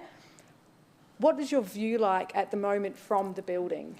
Because I know you've got, sort of no houses in front of you at the moment. So can you sort of describe it? The view at the moment is, it's paddocks, but it's paddocks that reach the hills to the south, and then it stretches across the ocean. And because the elevation is about 100 metres above sea level, it's a significant, portion of that ocean view that you get. So it's 180 degree sort of views or more.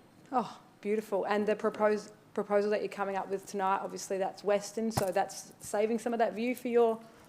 Yeah, I think even with probably what we're requesting, we acknowledge that we're going to lose some of that view. Even a park will change that view. There'll be trees planted and that sort of thing, but it's more about, capturing the essence of what we've developed. Yeah. Beautiful. No, it's a lovely building. Thank you so much for coming in tonight. Thank you. There's no further questions, so thank you very much for coming this evening. We now move to item 9.1, and that is only page 25, councillors, of our agenda. So we have a lot of work to do ahead of us, and if I can encourage you to be crisp and in your responses and debates, that will be a great assistance to many of us. So we are on page 25 for anyone who's following electronically. Councillor Wilkes. Oh, did I get in first? Perfect. Excellent. Can I please move it as written? Thank Little you. Rykon Do you Park wish to speak to the item? Oh, I will speak very briefly because it's in my ward, and I'm so proud of my ward and where we live and the community that lives there. So this park is an absolute cracker, busy all the time. You only have to drive past it and think, wow, as if it was ever just considered a road reserve. Great report. I loved how we had the summary of all the different options that the community had come up with in our first round of consultation. I love then how you nailed it down and showed us what we have wanted once we had the 4 options. I promoted it myself on my Facebook page, and lots of people did say Little Rykon Park because we love our surf, and that surf break is right in front. I also just wanted to add really quickly, lastly, that I love the way that the team have come up with the place naming policy. I think it's really great to see that we're giving a sense of community and belonging to our beautiful community spaces, and it's really working well. So thank you so much. Thank you. Councillor Platten. Thank you, Mayor. I'm happy to second. And do you wish to speak to the Yeah, item? just quickly. I also really love my ward. I would like to just for a moment reflect on the Seaford Lions Club proposal to name the park. And I think, I don't want to speak for them, but certainly it's been mentioned to me a number of times that it's an aspiration of theirs to have a park that they can call their own. And this was an opportunity for them. So I actually really love the name that the community has decided upon, but I would ask very nicely that administration keep the Seaford Lions Club in their heads and hearts for if there is ever an opportunity. Thank you, Councillor. Councillor Fisher, a question, or did you wish to debate? You're taking your finger off the button. No further questions. Councillor Wilkes, do you wish to close? I'll put the motion. All those in favour? Against? Carried unanimously. You can pass that on to the good folks of the Mid Coast Ward. Thank you to the staff too for all of their work in that. Item 9.2. Councillor Fisher. Mayor, I'd like to move the motion as written, please. Thank you. Do you wish to speak to the motion? No. Thank you. Councillor Greaves. Thank you. I'm more than happy to second this one.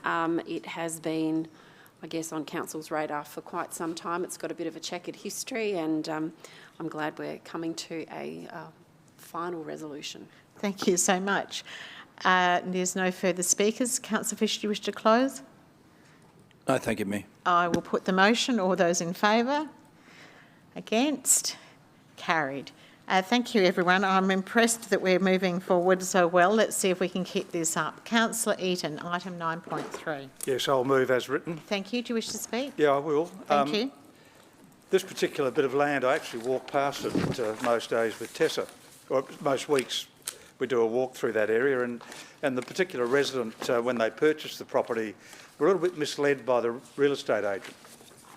And they've done quite a lot of development of this parcel of land. If you look at the land further south, it's fairly rugged as such, but there's a footpath on the other side of the road, so it doesn't impeach with that. And if you look at the resident's house, it's probably one of the best kept gardens in that particular section. So they've got a lot of pride in their house, and I certainly support it. Thank you. Thank you. Councillor Themialotis. Happy to second. Do you wish to speak to the motion? No questions, no further debate. Councillor Eaton, do you wish to close? I'll put the motion. All those in favour? Against? Carried. Councillor Greaves, your dream has come true. Item 9.4. I don't believe there's any updates from staff. No, thank you. Councillor Davis. I'd like to move the motion. I appreciate the analysis and the time from staff. I clearly need glasses as well. I was interested to still see that 44% of requests are made in person. I thought that was quite interesting. The post-COVID acceleration to increase the automation, I'm all on board with that, and the self-serve capacity, data-driven decision-making, loved all of that. This will ensure that we are responsive, inclusive and aligned with the expectations, so I'm happy to recommend it. I look forward to a single, well-integrated method that will reduce confusion and channel fatigue, which I didn't know was a thing, but now I'm going to use a lot, and look forward to the outcomes from the customer experience program. Thank you. Councillor Dew. I'm happy to second it. What's going on here? Thank you. Councillor Dew, go ahead. I don't need to debate. Okay, I agree. thank you. That's great. Councillor Davis, do you wish to close? I'll put the motion. All those in favour? Against? Carried. Thank you very much, everyone. We are now up to item 9.5, so that's page 93 in our papers, and Channel Fatigue Support Group will be meeting later tonight. 9.5, Councillor Greaves. Thank you, Mayor. Yes, I'm more than happy to move the recommendation as written. Thank you. Councillor Eaton? Yes, and I'll second that. Thank you. Thank you very much. Any questions? Councillor Greaves? I'll put the motion. All those in favour? Against? The motion is carried. Item 9.6, which is the waste disposal subsidy options, page 111, if people are looking at that. Councillor Bell. Yes, Mayor, thank you. I just want to check if there's any further update. Oh, yes. Sorry. Yes, through the Mayor, there's some informal questions that have been responded to, and you'll find them in your packs. Thank you so much. Go ahead. Councillor Bell. Thank you, Mayor. I'd like to move 1, 2 and 3. 1, 2 and 3. Is that what's on the screen is what you're expecting? Just want to double check. Happy? That then doesn't deal with the subsidy issue, which is the topic of the motion. So yes, well, technically, I'm not in favour of the subsidy issue. So then, for you, I'd counsel and encourage you to vote against it, or so you would say not approve. Then? I don't approve of the subsidy. Can I just double check with governance? Just hang on a second.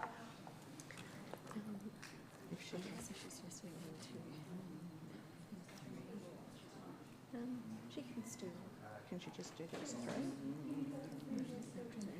Because, yeah, we're not dealing with that reimbursement subsidy. So probably best to move it, let it go down. Yeah. but what I've got is the motion there. So, yeah. So I would leave it as it is, as you've put it, 1, 2 and 3. And do you wish to speak to the motion? Thank you. Just briefly, Mayor. Look, I thank the staff for bringing this to the chamber, and also acknowledge acting Mayor Dew at the time, Councillor Dew, who obviously inquired and requested and wrote to the local government association in that role at the time. I am particularly in favour of an educational program, but I'm not in favour of a subsidy, essentially because I think we're just going backwards. We've just spent the last 3.5 years working on making savings, and I'm not in favour of a subsidy being reintroduced. That's all. Thank you. Councillor Dew. I'd like to second the motion. Go ahead. I'd just like to say the reason why I raised this as a non was just seeing the high numbers, the dollars that was going in to the prevention and the responsiveness to illegal dumping. So this was an avenue for further exploration. And I think what is really clear through the report is that it's very hard to draw a correlation between illegal dumping and a subsidy of the accessing a dump at a cheaper rate. So I appreciate the explicitness of that. I think education, it's wonderful that you've really laid out how education mechanisms can be used. And I just also wanted to say that the reason why I'm not here sort of advocating for the increase in rates is I feel like if we're having a discussion as a chamber about the increase of rates, then there's probably competing needs, and I feel like that's a bigger, broader strategic conversation that we should potentially be having either through an EM session or something like that, where we get the opportunity to think about priorities if we were ever going to do that again. So therefore, I am absolutely in favour of the current motion. Thank you. Councillor Pritchard. Question? No, just debate. Go ahead. I'm in favour of this motion as it is currently written. As mentioned by Councillor Dew and Councillor Bell, I don't think a new subsidy is something that we should be supporting. And I was concerned that if we did bring in a subsidy program, that the people that would actually use it aren't the people that we're targeting, that may be the illegal dumpers. And so I think that while it was great to have an idea of how we could attempt, I think that it wouldn't potentially have worked. And I didn't want to see the removal of the current rebate program, because I think that given how some of those items are quickly taken up, then removing that wouldn't have been a positive either. Thanks. Thank you. Councillor Bell, do you wish to close? I'll put the motion. All those in favour? All those against? That's carried. Thank you very much, everyone.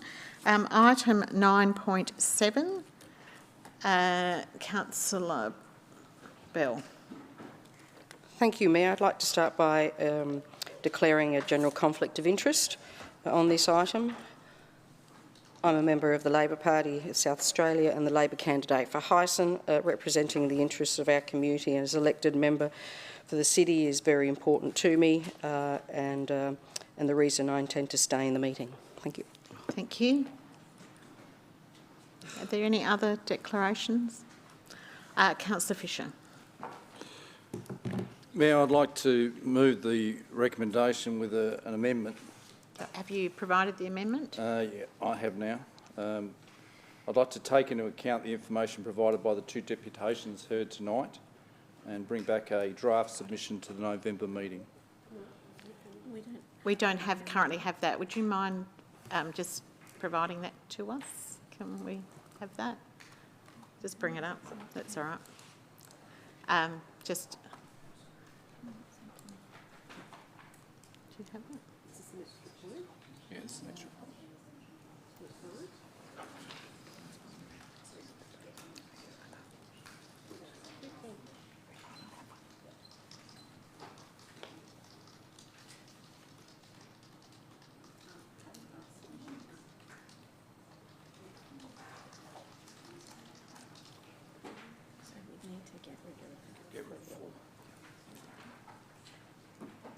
So I'll just check with Councillor Fisher, knowing that under that the would- current... Yeah, you go Sorry, ahead. Mayor, go on. Is that correct? Yeah, Are you happy and then with that? take out, as a consequence, take out 4. Yep.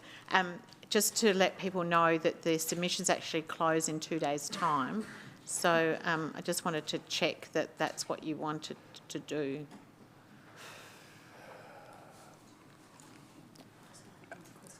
Can we request an extension, or how quickly can we get that advice to government? So I'll put that as a question to the staff. Thanks, Matthew.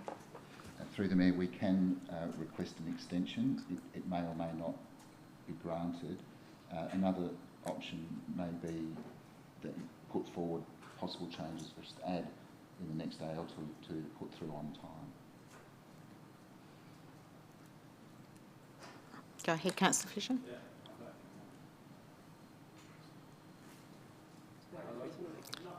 Oh, sorry. Yeah, that would be sufficient, and just a short debate. So to take into account, keep it as it is? Is that what you... Yes, that's okay, right. Go ahead.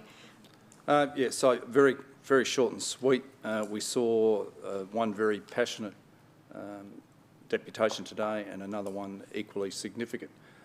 And it demonstrates that Council's role in situations like this, even though it's dictated by the state, is that we need to consult. We need to make sure that our community is heard, and this amendment here brings that to the fore, brings that to the front, and enables all voices within the community to be heard. Thank you. Councillor Platten. Thank you, Mayor. I just wanted to ask a question first, if I Go can, about Councillor Fisher's motion. Point 4, if we were to ask for an extension and that wasn't granted, should we take out November so that Council has the discretion to add? Through the Mayor, it would certainly be my suggestion to give us that opportunity if we don't go that. Yeah. Yes. Yeah. Yes. So are you suggesting an amendment, Councillor? Or a variation that you can... If I can... consult with your... Gosh, I'd be so thankful if the mover would consider that. Councillor Fisher, are you willing to adapt that last... Definitely. So what would it read? Information in the next few days. So it would... before the submission and bring date. back information to bring back information. I'm not wanting to direct you because that's not my role. I would like to be confident that what your intention is what's on the... And I'm just going to see if we can get some more advice up here that staff might be able to help us with some wording, because clearly your intention is to get more information and to pay attention to the deputations we heard this evening. And if that could, if an extension can be granted to assist us in completing our submission, can we delegate that to staff, or do you want it to come back to the council chamber? No, happy for it to be delegated to staff.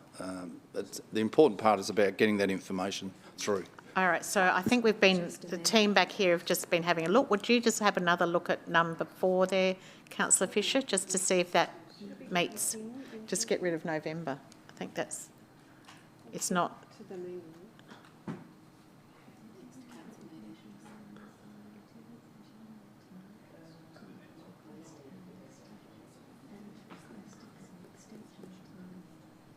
It doesn't have to be to a meeting, does it? Does it have to be passed by us? That's the intention. We need more information, and then if the government doesn't approve, then we won't be able to submission. Correct. So can I just clarify, Councillor Fisher, and please, this is designed to get your intention onto the page.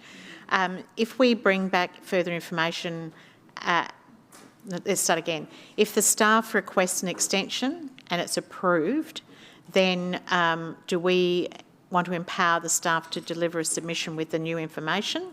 That's one element. The second element is that if an extension is not granted, the consequences of that would be that we are told that it wasn't granted, and we would or would not submit a submission.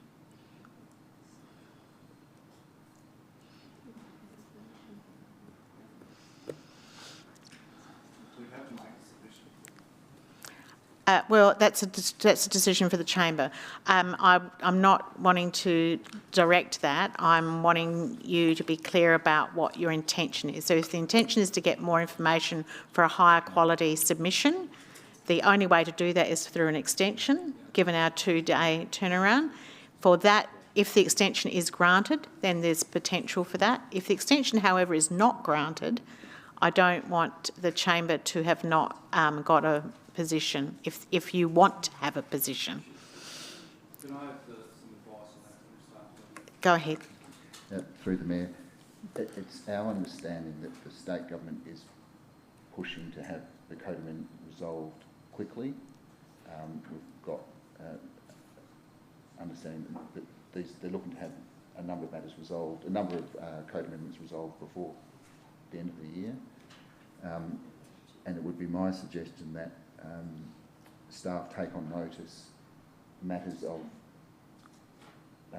concern or interest from elected members tonight to include in our submission for Thursday. I'm just going to request an extension, and if it doesn't, we do not get that, and we may not, that we incorporate your discussion tonight and make amendments to the submission if they're not fundamentally opposed to that position. And yeah, I'll just ask the CEO to verify that too. Thanks, councillors. Given that the submission period closes in 2 days, I don't want to preempt what the government might decide, but given it is 2 days and they're keen to make progress, I'd probably lean on them potentially not extending that period for us or anyone else. I would also add that the community and anyone in the community who feels very strongly about it is able to make their own submission, and I strongly encourage you to put that information to government. Therefore, they will have that information for their consideration already. The work that the officers have done is clearly focused very much on the technical aspects of the code, and so the decision for the chamber is really whether you want to include that technical feedback and information as part of our submission before the deadline in 2 days' time, really. I'd suggest that writing to the government with 2 days to go perhaps might not be accepted in terms of that, so we would risk not providing any submission at all, which is obviously also a choice for the chamber if it decides that way. Thank you. So Councillor Fisher. Nothing as written. Okay. Councillor Greaves. Yes. Some questions for staff, Go ahead. if I could. So tonight's proposal is to put a submission to the government. This is on the amendment to the broader plan. Sorry, let me start that one again. So tonight's report and draft is to basically provide some feedback to the government on the SELLICKS Beach growth area plan. It is not about deciding on some of the detail of what will eventually come. Is that correct? Through the Mayor, there's a number of matters that are resolved through the code amendment process, and there's a number that are resolved through the land division process. Yep. For example, open space is a matter that's resolved through the land division process, primarily to ensure that open space is distributed evenly for the new homes in the area. Yep, yep. So this is not going to be the only opportunity for council to have a say in terms of what an eventual subdivision is going to look like. Is that correct? That is correct, and it can be either assessed by council or by the state, and there'll be further opportunities for us to make a submission either way. Yep, so really this submission is about establishing a joint amendment to the Planning and Design Code. It is about identifying that there are a couple of other major issues to be considered, the air quality monitoring and infrastructure commitments, which we as a chamber all know, but there will be further opportunity for council to actually have some input in terms of what is eventually put into this space. With clarification, the land division is not for the elected body to make a determination on that open space. Is it either the state or the relevant authority? Absolutely. That's what I meant. Look, I'm happy to debate. Thank you. We don't have a seconder. We don't have a seconder. I'm not seconding. Any further questions, Councillor Eaton? Question or seconding? What is going on here? Yeah, my question relates to a simple way to deal with this, of course, would, in our response, provide the details we were given tonight and also reference them to looking at the so do we have a question? Version. Do you have a question?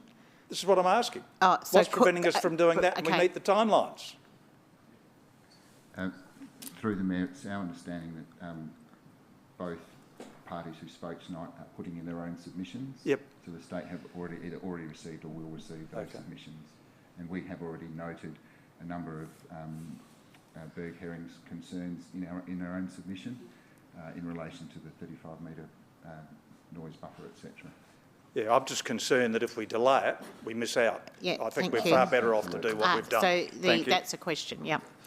Councillor Themialodes, a question or a seconding? Yeah, question to the Mayor. If there's an opportunity to suspend formal meeting procedures so we can have an informal discussion for 10 minutes. You may certainly move that motion. Can I please move a 10-minute, this is new to some elected members, a 10-minute... seeking leave of the meeting. Can I please seek leave of the meeting? To suspend standing orders. Suspend standing orders for 10 minutes to allow elected members to put forward any amendments that council staff need to consider as part of this report. So it's not formal, we end up sitting down, it's casual, you press your button and add your additions. I'll go first. No, you'll need a seconder for that motion. Councillor Platten, all those in favour? Against? Carried. Councillor Themialodes, I believe you wanted to speak first. I just wanted to add some commentary.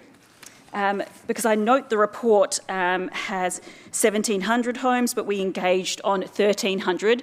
Can that be changed to go back to the original that we engaged with community on, the original number of homes? And can that please include the size? And can council also have a stronger emphasis on the utilities and services required for like stormwater for that area as well, as part of the submission? We can certainly remove the 1,700 of the state and change language to say councils previously supported 1,350, but we can't change the number because that is what DEHO has proposed for. But we can change the language to say that council supports. What council's position is. Can you speak to commentary around the utilities and services, public transport, really advocating stronger and having some stronger words in our submission around that? Okay. Councillor Platten. Thank you very much, Mayor. Just speaking to point 4, I feel like my only concern is that we are potentially going to submit something or approve to be submitted something that we haven't read. But I can't see a way around that in the time frame unless we're given an extension. Really what came through, especially with Swan's deputation tonight, was that they didn't feel heard by council in that they were very contrasting plans. And I certainly do have concerns that we're building for the sake of building, or we're supporting the building. In our submission, we do talk about environmental concerns, but I would be more comfortable if that was reflected more. difficulty for, as I see it, is that the state have identified this land for future housing for a very long time, and they plan on having the housing. They're not undertaking consultation to ask if it should be housing. What we're doing is providing our comments on the best outcomes for the houses that are coming.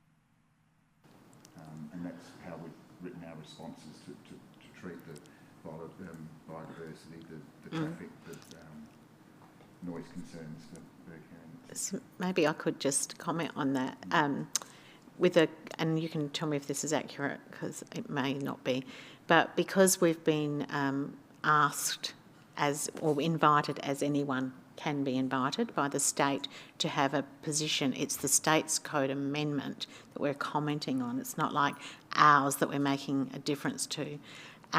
So that in that context, we can only respond to what's been put in front of us. And as a consequence of that, that doesn't take away from the fact that we have had award-winning prizes for this structure plan, and that has been our position. That doesn't change those realities, but that's not what's before us to respond to. Is that the correct assessment? That's exactly right, thank you. Okay. We actually received those awards for our engagement Yes. On the SELLICKS structure plan back in 2021.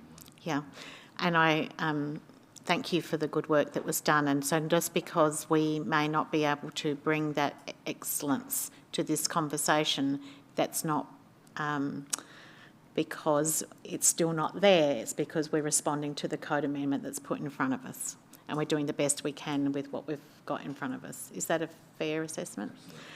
Councillor Eaton. Oh, sorry, Councillor Platten, did you finish speaking? I interrupted you. No, you're fine. Councillor Eaton. Yeah, as I said, I wouldn't mind us just to, because of the urgency now, and the time frame is just to reference they made their submissions. The other thing that I have got concerns about, of course, is the potential costs to the city of Onkaparinga. Now, in 2023, we're found by the Essential Services Commission to be financially unsustainable if we continue down the path that we're doing. And our debt by 2028 is going to be about 140 million or something, or whatever it was. But the Mount Barker Council, who have a population of 46,000 people, will have a debt of 248 million by 2028. And what's that caused by? The community wastewater system, the need... I know, it's a conversation. So it's a conversation. I think I'm going to let Councillor... I understand. Yeah, well, no, I understand. Thank you, Councillor. If you would like to just finish your point. Yeah, clearly there is a need. If they want to do these developments, we don't want to see a repeat that we saw out in the northern suburbs where they're having to truck the sewerage in and now everybody else is out of the place. Alrighty. So they need to fix it. Thank you. We're halfway through our 5 minutes. Councillor, it's our 10 minutes. We're at the 5-minute mark. Councillor Dew. I would just like to understand Council's role in making a submission. I feel like the tension is between our role to represent community, and community have come to us, but also the technical expertise of staff and the value that that adds to council, to the considerations that the state have to make. So I hear that we're encouraging organisations, individuals to add their own perspective to the joint amendment, but I wonder what the role of council is in also providing advocacy through our economic development plan and through our biodiversity work and those sorts of things, how that also contributes to our position for the joint code amendment, or if that's not necessarily the role and function of this, it's solely just the technical expertise of our staff. If I can try and respond to that by saying that the way that the elected body presents that information to staff is led to where we are today. So the decisions around the air quality control and the testing of dust has come from the chamber, then gone through the technical staff, through to the state government, and has led to better outcomes through this process. Where we're at the final stage, effectively we've been advocating for all of these things. We've got our think we've mentioned our biodiversity guide that we've done for development, which we're expanding to more and more developers every time we speak to them.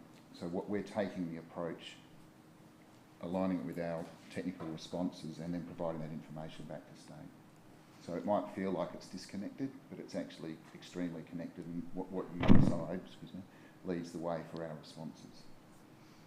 Okay, we're going to keep going. Councillor Yeomans, a question? Just a couple of things. Are we comfortable that the submission that we're looking to... Councillor Drew, can you turn off your microphone, please?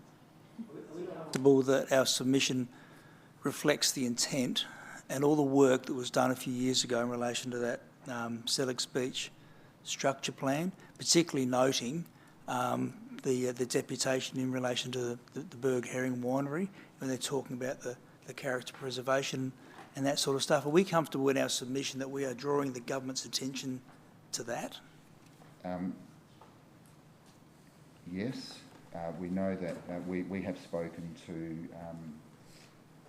the state ourselves about the BERG herring, and we know that the state have met with the owners to discuss this. Yes, so not specifically that, but just in broad terms, when you're looking at, because there was a comment made somewhere where there was a couple of... 2 minutes. Where they were saying that the two plans align, there's also some differences.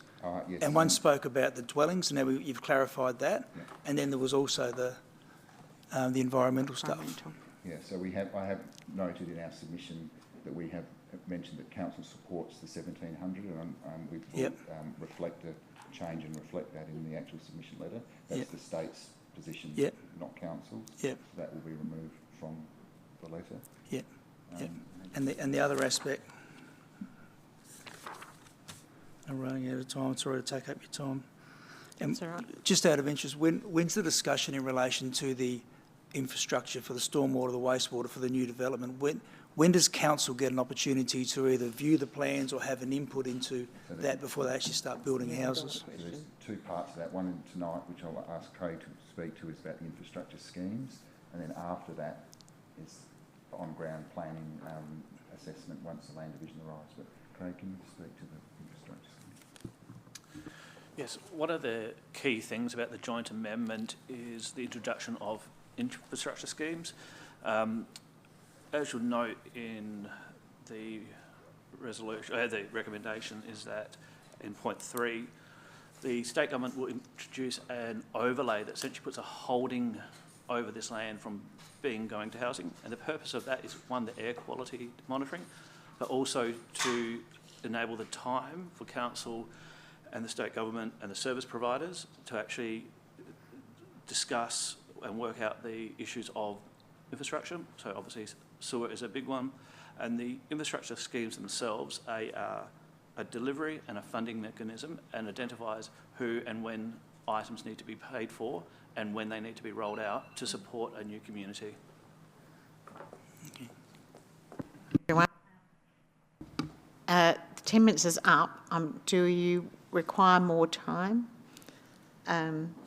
Or your questions that are pending, that are appearing on my screen, be able to be dealt with in a debate? Councillor Fisher. I wonder if when we get back into session... We're going to be in session right now, but if you'd like to comment first, I will just keep the suspension until you've finished your speaking. Yeah, that's what I'm talking about. So go ahead.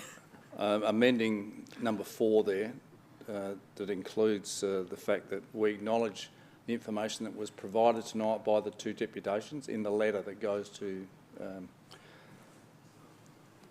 the state government. I'll just check with staff if that's something that can be attended to, and I believe it is. That's a more appropriate solution. Yes, okay. So thank you for... I really want to just, before we go back fully, and I'll just ask you to make an amendment, councillor. So taking into account the information provided by the deputations heard tonight... in the covering letter. That information is included in the letter addressed to the Department for Housing and Urban Development. Yeah. Just while that's being tidied up, I just want to thank Councillor Themialotis for her excellent intervention for the 10 minutes, and to the staff.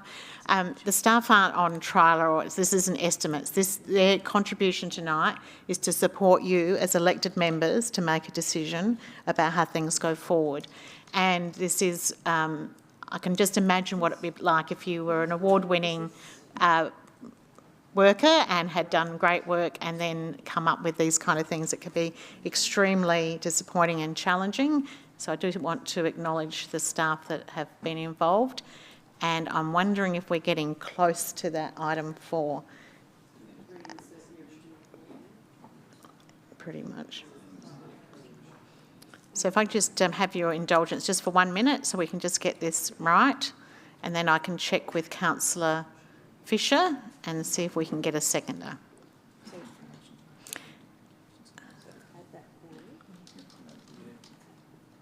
Just hang on a sec. Can you just see if they can?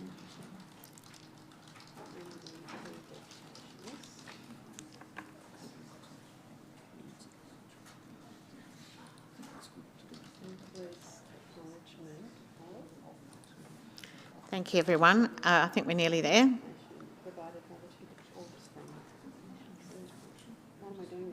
That's it. That is number 4. Really good work up here. We have got great staff supporting tonight's meeting, so thank you, everyone. Councillor Fisher, is that close? No, that's exactly. So Not even close. It's exactly right. Approves the, includes the approval process. Thank you. Thank you. Councillor Platten, are you seconding the motion? Yes, I'd happily second. Thank you. Do you wish to speak to the motion? Briefly, please, Mayor. Thank you to everyone for going forth with a 10-minute discussion.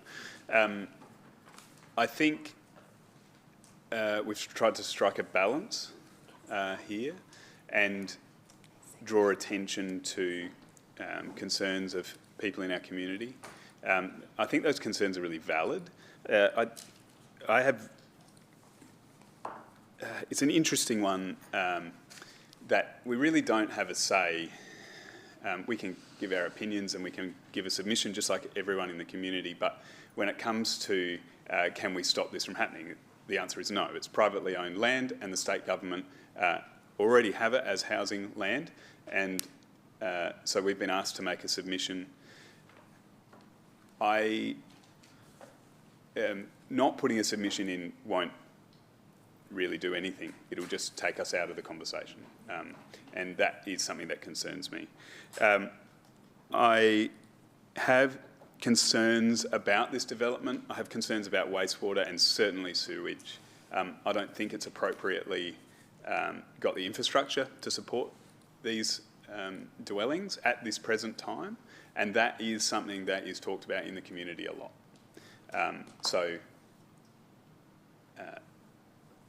That's something that I think we need to continue to have conversations about. Thank you. Councillor Themialotis. Yeah, I just want to ask a question for clarification. Can you explain to me what the in point 4 and includes acknowledgement of the information from the 2 deputations? What's that going to look like? We have some help with that. I think Matthew's going to help. Oh no, Renee. Through the Mayor, we'll append the information that both deputies have given us so that it's a full informed copy that will be attached to our submission, and also a paragraph acknowledging that they came and spoke to Council and identified a number of key concerns, and we attached their submission to Council. Both submissions have recommendations, so how will those recommendations be embedded into Council's submission? I don't know that that was the intent, but I'll just double check. Okay. My understanding is that we acknowledge that, and that it forms part of our submission that there are other parties that have come to us with their own concerns, and we are forwarding that information on to DHUD as part of our own submission. Okay, all right. I might just debate. Go ahead. Just really briefly. So we've had multiple elected members raised that we've had 2 quality deputations today, one from a business, one from an environmental group, that have raised some really strong concerns, and we've all agreed that those concerns are valid and should be addressed. Now, attaching them as an appendix and not actually taking on those recommendations and embedding it as part of council's submission really doesn't do much. It's as well as handballing it back to them and saying, put in your own submission, guys, good luck. It's a nice thing to have, but are really people going to pay attention to the attachment? They're going to pay attention to council's submission. So I think that's a bit, I think is the word disingenuous to say that this is going to be given a fair go. So in that, I thought that was the intent. The intent was to put forward recommendations, additions for council submission to build a stronger submission that represented the views from our community, whether it's business, whether it's environment, whether it's local residents, and then that submission would be going to the state government, a submission that's a holistic community submission, not just here's council and here's a local business that got something to say, oh, and here is environment, they've got a couple of things they want you to consider too, here's a nod to them. So elected members, I won't be supporting this. And I would suggest that if you really take into account the recommendations put forward by both deputations, you would actually want them forming part of council's submission, because we are the council, the whole of council. We represent all. We don't just have our residents and businesses and environment as attachments. Councillor Greaves, question or debate? Oh, just straight to debate, and I'll try to do a better job this time. Right. The reality is that, and I think Councillor Platten's actually addressed it quite clearly, this is a piece of land that has been identified as future housing since 1960-something. That's why Council, back in the early 2020s, got ahead of the game and actually undertook the SELLICKS Beach Structure Plan, which has been talked about at some length. And yes, it was a great outcome in terms of consultation, and the document, you know, it's received awards, etc., etc. And I also would like to acknowledge Swan as also participating in that process as well. That involvement actually helped to inform some of the ideas that were put forward by council, specifically around the density, some of the larger housing structure, taking into consideration other environmental issues. But what it didn't do is 100% agree with what we heard. And I think as a chamber, we never can.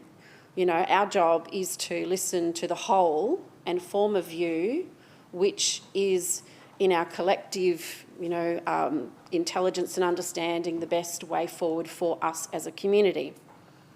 So we got ahead of the game in 2023, and I think state government took what we had produced and has actually used it as a bit of a template for what we're now providing some advice on or some commentary on.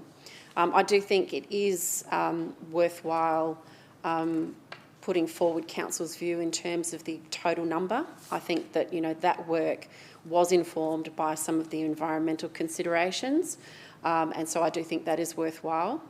But what we can't do, well, certainly what I can't do, is turn around and say we're going to include everything that we've heard, particularly from our wonderful deputations tonight, because simply it doesn't fit, you know. I'm sorry, I keep on forgetting his name, Matt from Swan, you know, has a very, very different perspective on what should be here, and that is it should be nothing. That's not something I think we as a council can actually put into our response to the state government. It is definitely to be acknowledged, because yes, there are community members out there who have a very different view, but we need to actually respond to what the state government is proposing, and in our best view put forward the ideas that we have, as a chamber, have previously considered, and you know, as I said, has been a template for this. So I do think it is important to acknowledge.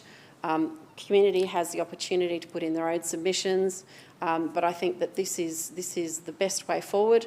And as I'd previously said in some of the questions in the previous debate, this is not going to be the only opportunity. Council will have an opportunity to look at some of the broader planning issues when they do come back. Thank you. Thank you. No further questions. Councillor Fisher. Oh, sorry, Councillor Yeomans. It's just a couple of questions Go first. ahead. Yeah. Following on from Councillor Greaves there, I know we're going to take out that 1,700 number that's in the submission. Can we put anything in there in relation to the SELLICKS Beach structure plan that council still support, and that number that we came up with, 1,350 dwellings for that area? Can we still put that in there? Yes, Because, and I believe that was taken on board earlier in the sorry, debate. I misunderstood. No, we're I taking believe the that's the correct. Is that right? Yep. Go ahead. And just another question. On page 129, that was what I was referring to before, Matt, that there were differences in the SELLICKS Beach plan and the DHAD joint amendment, in particular the overall density, so we've got that. And also with the interface to the character preservation district. So are we comfortable that we've highlighted in our submission our concerns in relation to those two things, noting the fact that we're only going to deal with the density situation with those numbers? That's fine. But what about the character preservation district? Because that's what I was hearing, a lot of that tonight. Are we comfortable that we've got that, we're making that point in our submission? Noting that we've actually identified that there is a difference in the plans. The character preservation district itself is set and can't be changed. So what we've done through our submission and through our other work with DIANNE is talk about the buffers and the breaking up of the boundaries, so it's not a hard urban interface against the character preservation district. We've got the biodiversity links and the stormwater in the walking paths, stormwater walking paths all the way through the current creek line, etc. Brought to a level that increase the amenity and blend in the character preservation district into the community. Okay. Yep. In terms of the second deputation tonight, council supports the 35 metre noise buffer. We don't support a 2.4 metre high acoustic wall that does not suit a lot of heritage place or their existing business. Yep. Okay. Let's have a quick debate. Yep. Go ahead. Yep. This was a real difficult one for me the last couple of days, because what I was really concerned about was that all the good work that was done a few years ago in relation to that SELLICKS Beach structure plan wasn't really being acknowledged through our submission, and that would have been a shame, because clearly the community had a strong input in that, and a lot of work would have done by council staff and also the chamber at the time to pass that. That was a concern I had. I was also really worried about moving forward with the allocation of open space, whether we can actually include that in our submission, and be a bit stronger with our wording around making sure that we're not putting the cart before the horse. We are actually having a plan for the sewerage and the stormwater and the infrastructure at that parcel of land before we actually start wheelbarrowing some bricks onto the place and start building houses. My understanding now, and if I'm wrong, please correct me, that when it comes to the allocation of the land and specifics relating to the how, whens and whys with that particular infrastructure, to make sure that it is going to be safe for the community, to make sure that the stormwater isn't going to go running into the washpool, all those sorts of things is a next step in the process. It's not what we're here tonight to talk to. And if I'm wrong there, please correct me. Almost right. Almost right, okay. Because this is a joint amendment that's effectively staged, the next stage before it gets to land division is where they're working out the infrastructure that you're speaking of, that is well before land division and houses being built. Okay, Yes, because so that's sequential. Yeah, okay, so just sort of keeping forward, because that's one of the big questions, one of the big concerns for the community. I'm afraid your time's up, councillor. Is my 4 minutes gone? Yeah. You're kidding. No, it's amazing. It's Matt took up 30 seconds. Well, you'll need to speak to the Time Lord about that. I can't change the way that happens. Councillor Davis. Thank you. Look, I just want to comment, in a perfect world there'd be different scenarios, I guess, but I really thank you very much, because I feel like this is really building on some strong advocacy to make sure that the provision of the sewer and the dust management is managed, and that we're putting that front and centre of this to say, let's make sure that is taken into account as we move forward. Thank you. Councillor Dew, question or debate? I'm going to debate, please, but pose questions, but they're debate. It's a debate. Cut to the chase. I want to take Councillor Themiolodis's point around it being a bolt-on and find a way to potentially embed. And my suggestion, or what I imagine could be possible maybe, is that we provide a summary of what we've heard tonight. It doesn't mean that we need to endorse it, but by summarising it and drawing the benefits of both options, I think would add value, because we heard tonight that there was a 1,200 signed petition. Matt has been advocating since the early 2020s.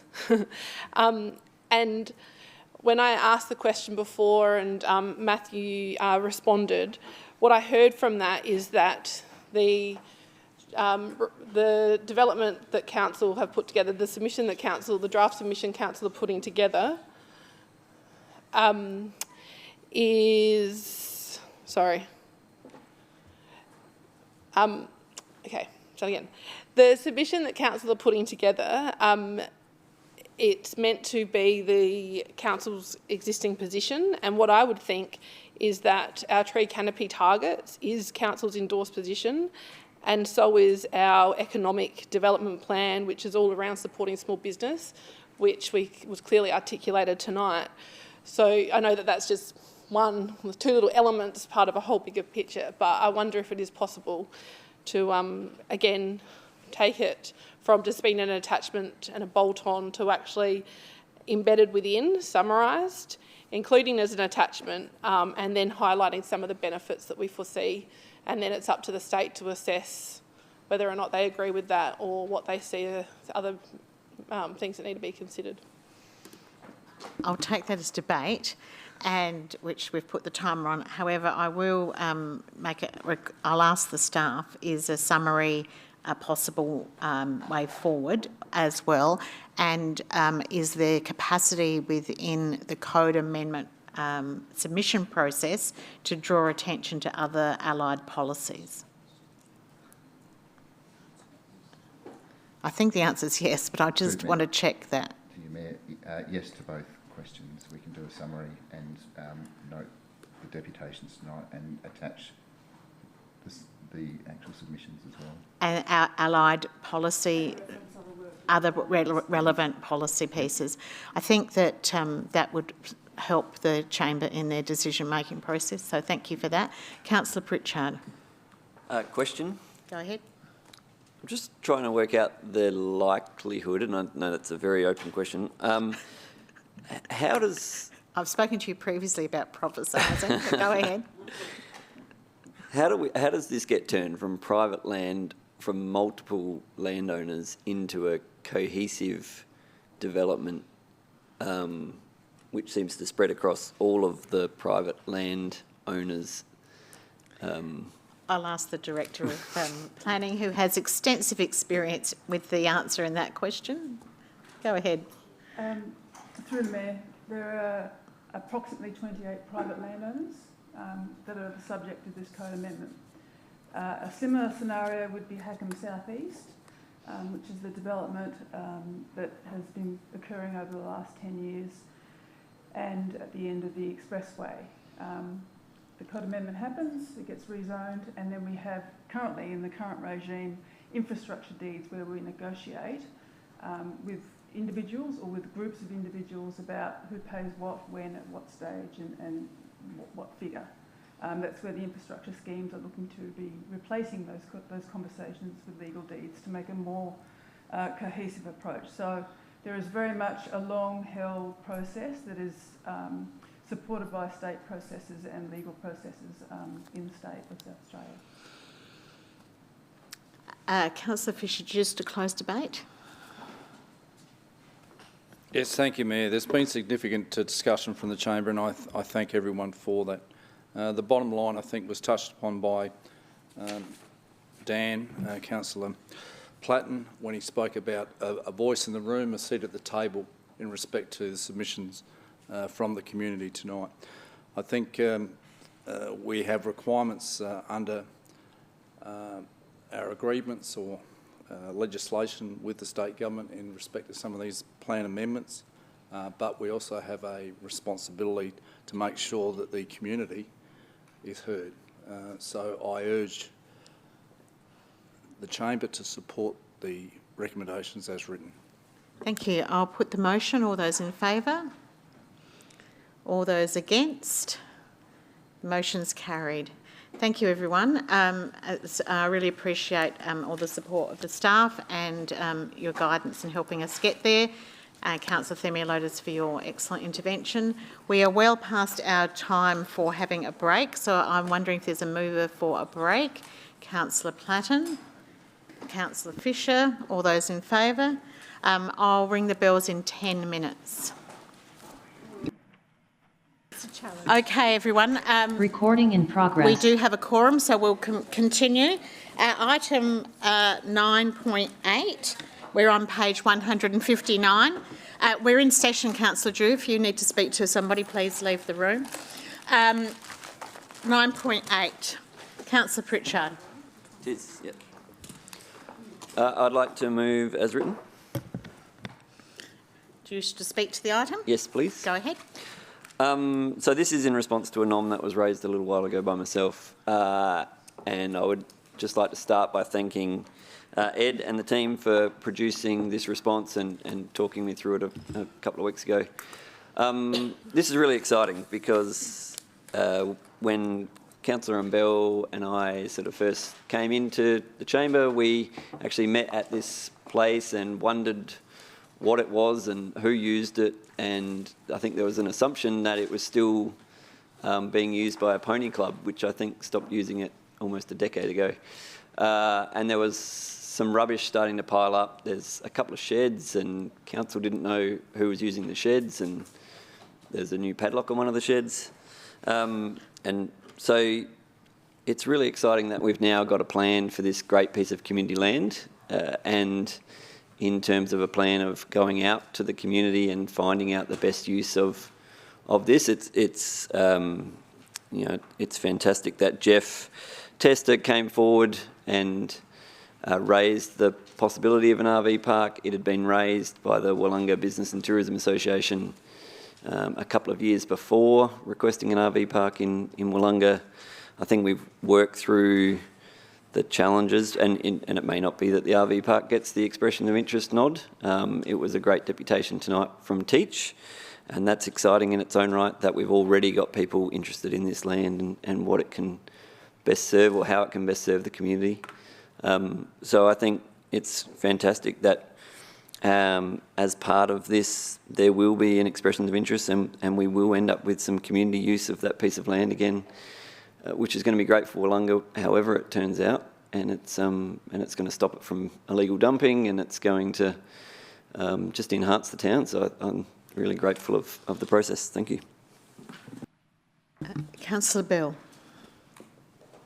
Thank you, Mayor Weir. Yes, I'd like to second the motion and reiterate what Councillor Pritchard has just said, and acknowledge that this is really the commencement of an expression of interest process about the council-owned land, and understand, obviously, what its potential use could be. And I thank those that came in to give the deputation about their suggestion, and I look forward to the outcome. Thank you. Thank you. There's no further questions. Councillor Pritchard, do you wish to close debate? I'll put the motion. All those in favour? Against? Carried unanimously. That feels like it should be said for the little village of Wollunga. Item 9.9, which is page 167. Councillor Davis. I'd like to move this motion. I think this sits us as a national leader in the climate action. Having the further 64 recommendations underway, many sit across the lifespan, so that's very reasonable. It's great to see that our emissions have been reduced by 51% since our baseline already. I'm looking forward to seeing how we reignite the march to 80, so by 2030. noting that the federal government emission target has actually been revised to the 62 to 70%. So I think we're kicking well above our weight. So I'd like to leave it. Thank you. Thank you. Councillor Eaton. Yes, I'd certainly like to second it. Thank you. One thing that I do believe that still needs to be considered is that monitoring of other waterways that lead. There's a lot of pointing the finger at the Murray-Darling system, and it's not necessarily the Murray-Darling system, but there's a lot of nutrients getting released into our coastline through the rivers and things like that, and it's something that needs to be done, the coastal rivers, that some monitoring needs to be actually done on those to get some idea of it. Thank you. Thank you. Councillor Wilkes. A question or debate? I have a question, please. So on the first page, 167 for the electronic agenda, I was just wondering, the street at the bottom, it says about the LED street lighting project is on hold due to the SA Power Networks not funding bulk upgrades. I'm sorry I didn't put a informal question in. Can you add a bit of commentary as to why and what? Through the Mayor. My understanding is that previously SAPN were offering a service where they would essentially fund the upgrade, but now they're no longer doing that, so we'd have to find the funds essentially. And you're certainly welcome to take that on notice if you want to provide more detail out of session. You got another question there? Yes. Sorry. Okay, Councillor Pritchard. So my question was going to be about the LED lights as well, and apologies again for not getting the question in. Is there an advocacy plan that council can take to somebody? And I mean, I note that the cost is $4.5 million on page 187. Is there someone that we can be trying to advocate for bringing this back? Do we know? You can take it on notice too. Through the Mayor.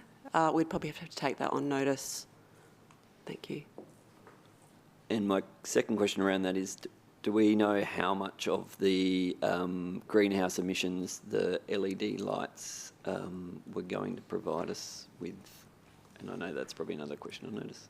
Yeah, sorry, I don't have that at hand, but we could provide that at the same time. Can I just go into a slight quick debate?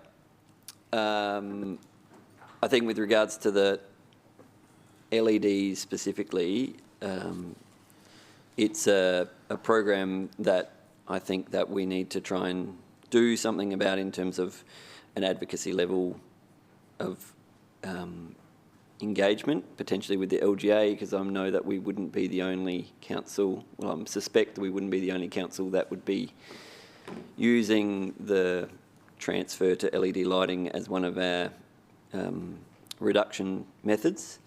And I know that SA Power Networks have got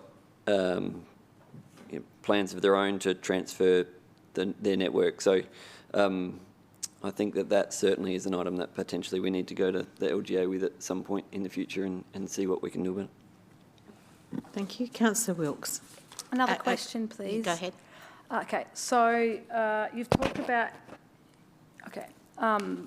yes, so you talked about on page 170 at the bottom, how you provide information about relevant climate change risk and contribute appropriate resources to prevent, respond and recover from the detrimental climatic impacts. And then we've also referred to localised impacts of climate change, such as the extended marine heat wave, which has contributed to the harmful algal bloom, impacting approximately 25 to 30% of our South Australian coast. I was wondering, have council staff considered including a mention of the harmful algal bloom in this response plan?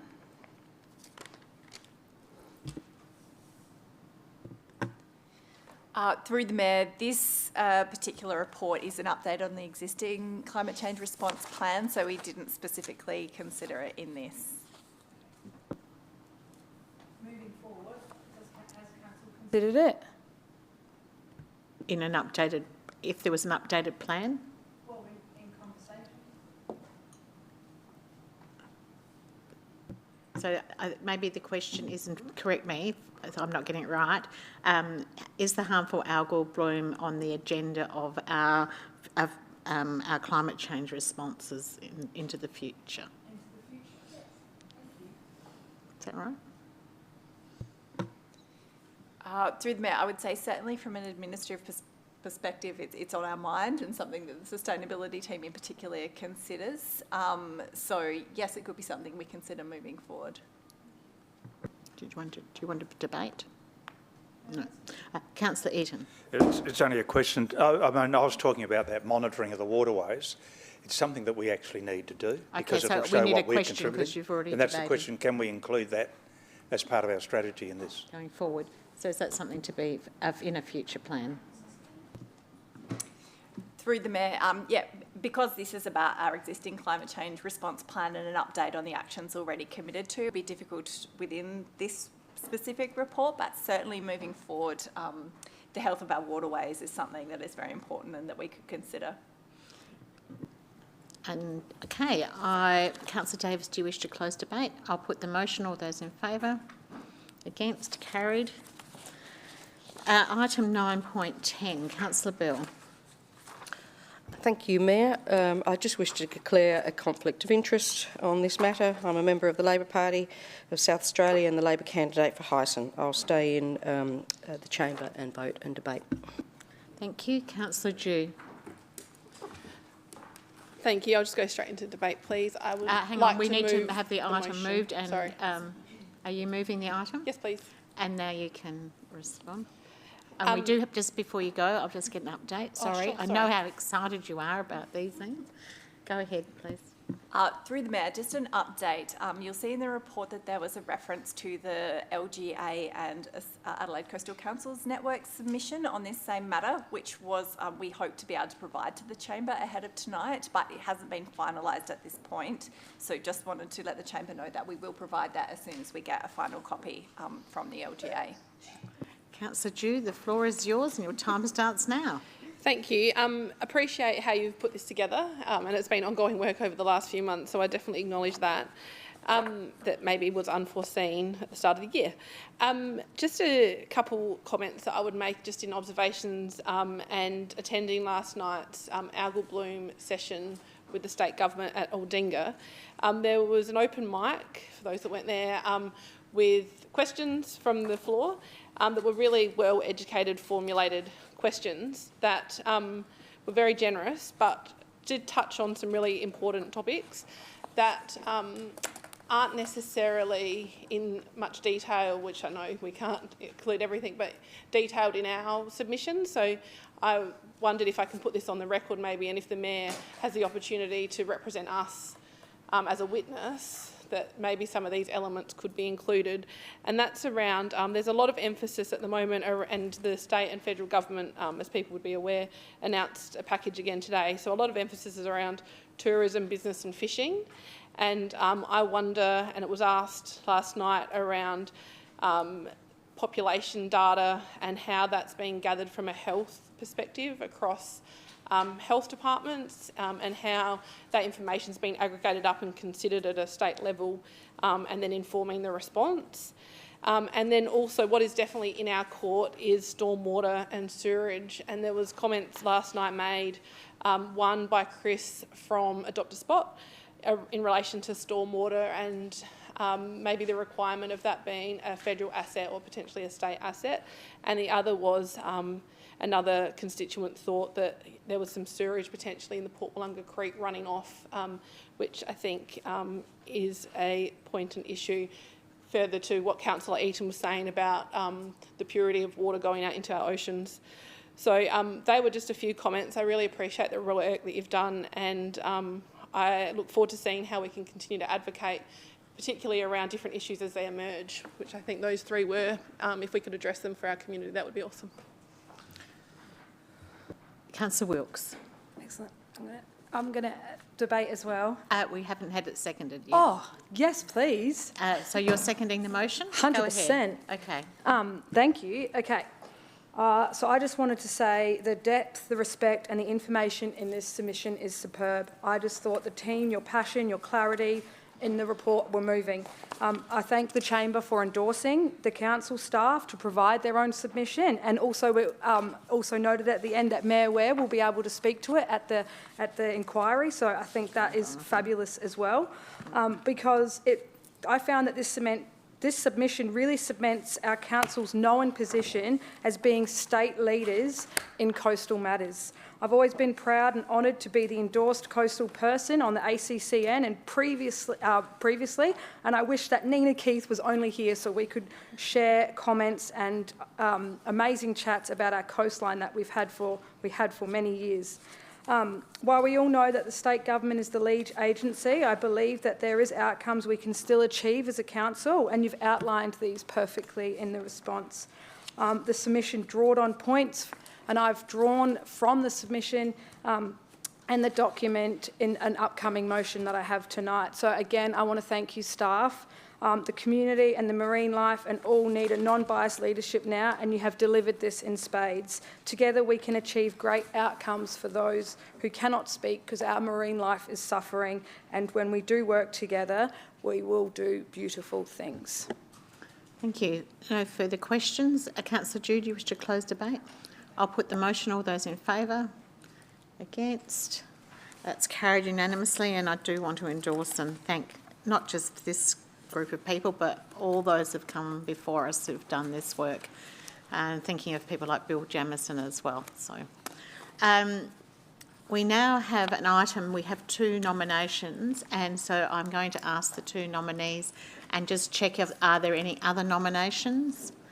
I have Councillor Wilkes and Councillor Dew, and I'll ask them to leave, and I know that will be tricky, but if you could possibly go out that door, that would be very helpful. We will conduct a ballot. Oh, you need to declare a conflict of interest? So that's why you're leaving? Okay. Go first, is that yes, okay? Go ahead. Thank you. I'd like to declare a conflict of interest as I'm nominating for the Australian Coastal Councils Association's Committee of Management position and appointment from our chamber. I have decided to leave the meeting and I will return upon its decision. Thank you. Councillor Dew. I too would also like to declare a conflict of interest as I'm nominating for the Australian Coastal. Councillor Platten, would you mind just closing off Councillor Wilkes's? It's all right, we got it. Oh, no, we haven't. The meeting. So, I apologise, Councillor Dew.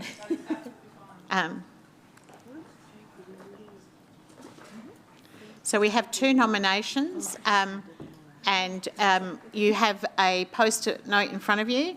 You are required to write 1 name on that.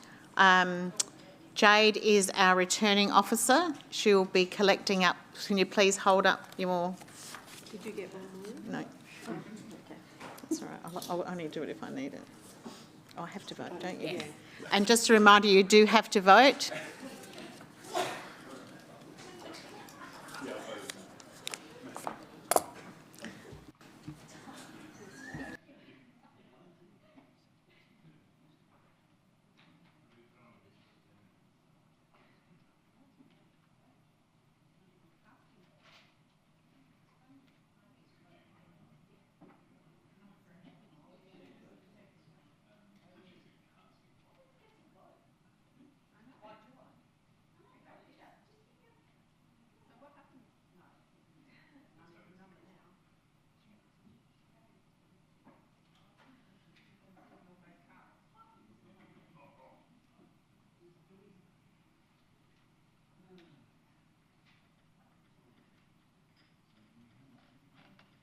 While the votes being counted, what will happen is the candidates who has received the most number of votes will go into the motion, and then we make the motion, and then we pass the motion. No.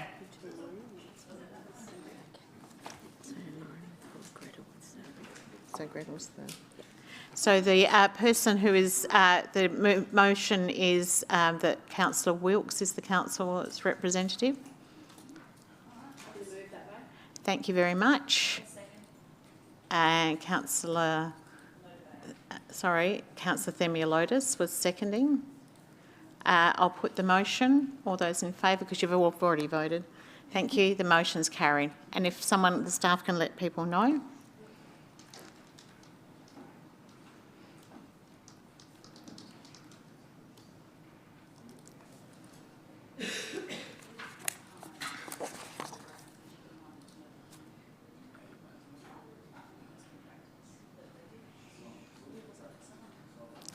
So just to let you know that Councillor Wilkes is our representative to go into the nomination for the Committee of Management.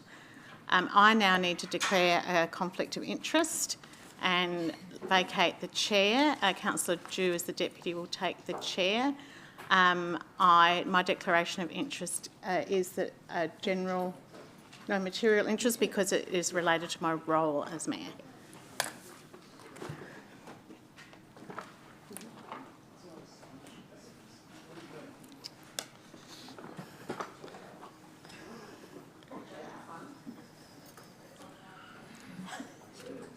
Yeah. We go to a staff update to begin. So this is still. And what item are we up to? 9, 12. Okay. Oh, thank you. So we are now up to 9.12. Just ask staff if they have an update. Through you, acting mayor, just to draw your attention to the fact that I sent an email earlier this evening with some background information as to the proposed updates or amendments to the recommendations up there. Apologies that it was late. The information only came to us late as well. Thank you. Do we have someone to move the motion? So Councillor Davis was first. Oh, sorry, it's up here. Sorry. Councillor Davis. Thanks. I'd like to move this motion. I think it's a fantastic opportunity. I'm super interested in finding out about how the tech and the AI are going to be involved in the inclusive climate solution. I'd love to compare notes with them on the natural restoration and the maintaining of the green corridors. Obviously, that's very fundamental for us. Such a fantastic opportunity. Not only will we be on the national stage, but now we're going to be in the international stage as leaders in climate action. And I love the idea that she can go to the COP30, because if we get to host COP31, then it fits in really nicely. She'll bring some good ideas back. Thank you, Councillor Davies. Do we have a seconder? Councillor Platten, do you wish to ask a question or debate? Oh, sorry. Thank you, Deputy Mayor. I would happily second, please, and move into debate. Please. Yep. Councillor Kim Davis just basically said everything I was going to say. So, yeah, I'm all for sending a representative. I think it's an honour to be invited. It's not at an expense to the council, and if there is incidental costs, it won't be an extraordinary amount. So, yeah, I think it would be an opportunity that many would envy. Thank you, Councillor Fisher. Thank you. I also support the motion, and the emphasis is on the fact that it's all paid for, and I think the minutes of the meeting should reflect that as being obvious. Thanks very much. Thank you, Councillor Eaton. Yes, certainly I will support it, and similarly I think it needs to reflect what I'm concerned about. There will be certain elements out there in the community that say, here we go on another overseas free trip. And I reflect back to what happened in 2018 when the then Mayor, the CEO and an elected member all went off to China to a Port Adelaide football game. The Mayor for Port Adelaide Enfield didn't even go. But it was about trying to build relationships. And there are going to be those that are going to be quite sarcastic about us on this particular one. So it's important to make sure that people are aware that the role that the Mayor plays, particularly in respect of the ICLEI, as well as that it's being funded by the Local Government Association. And, OK, we pick ancillaries up, and people will be able to see that in the financial records of Council. Thank you. Councillor Thimilotis. Thank you. Just a brief debate, and I do acknowledge what elected members have said around the chamber, that this is a fantastic opportunity, and I understand that the Mayor received this invitation. So my debate is actually nothing against the Mayor or the opportunity at all. It's actually questioning the LGA and why they felt it was appropriate to use their funds to fund this sort of trip, especially when the crisis around climate is actually happening right here in South Australia. I think the Mayor will go. She's got the majority of support in the chamber. She will go. She will learn a lot. And one thing she will do is provide the report. So as part of the motion, I really would have liked to have seen an additional line item that just highlights publicly that she'll be providing a report off the back of that trip to show the learnings if it's through the Mayor's report. So elected members, my only question is around the LGA. They're forgetting the big L at the start, and that's local. On fire. Councillor Pritchard. Oh, sorry. Goodness. Thank you.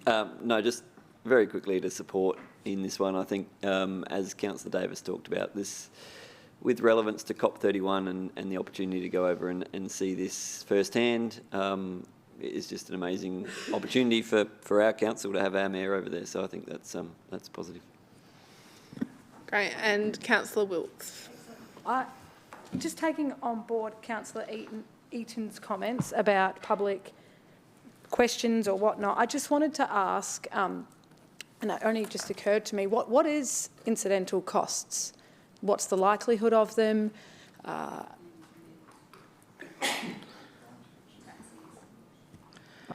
you happy to answer that, Ines? Through the Mayor, I will do my best. So this is under the elected member benefits procedure. So I believe, and please anybody jump in and correct me if I don't get this wrong, it relates to things like meals, taxi, sort of transfers and those kinds of costs. So, I'm sorry, when we claim as an elected member, costs, it goes on our declared register. So does incidental costs from a trip across the world go on the register as well? The information will be publicly available post-trip. Thank you. Councillor Davis, would you like to close? No. All those in favour? Against? Thank you. Carried. Can someone please ask the Mayor to return? Done?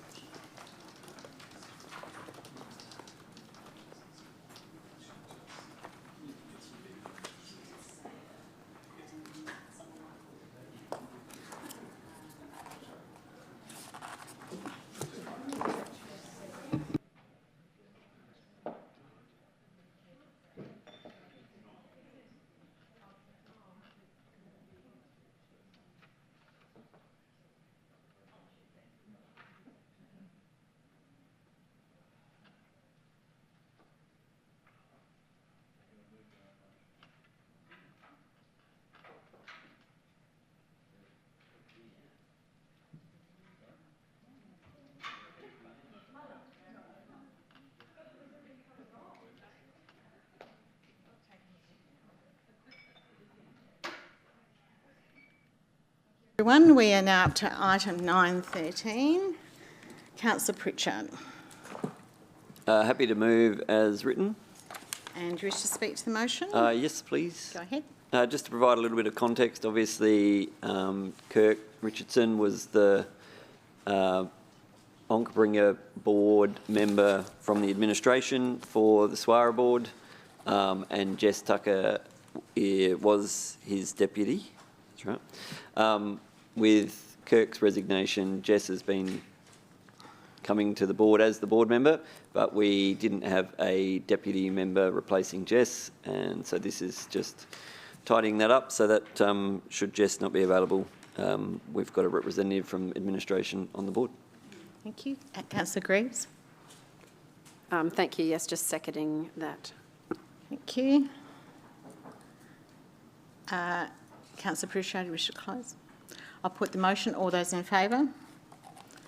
Against? Carried. Thank you, and thank you for the ongoing work of SWAR. It's just critical work that we do. 9:14, Councillor Eaton. Yes, I'll no questions. Thank you. Thank you, Councillor Bell. Yes, happy to second. Thanks, Mayor. Thank you. Any questions? No debate. I'll put the motion.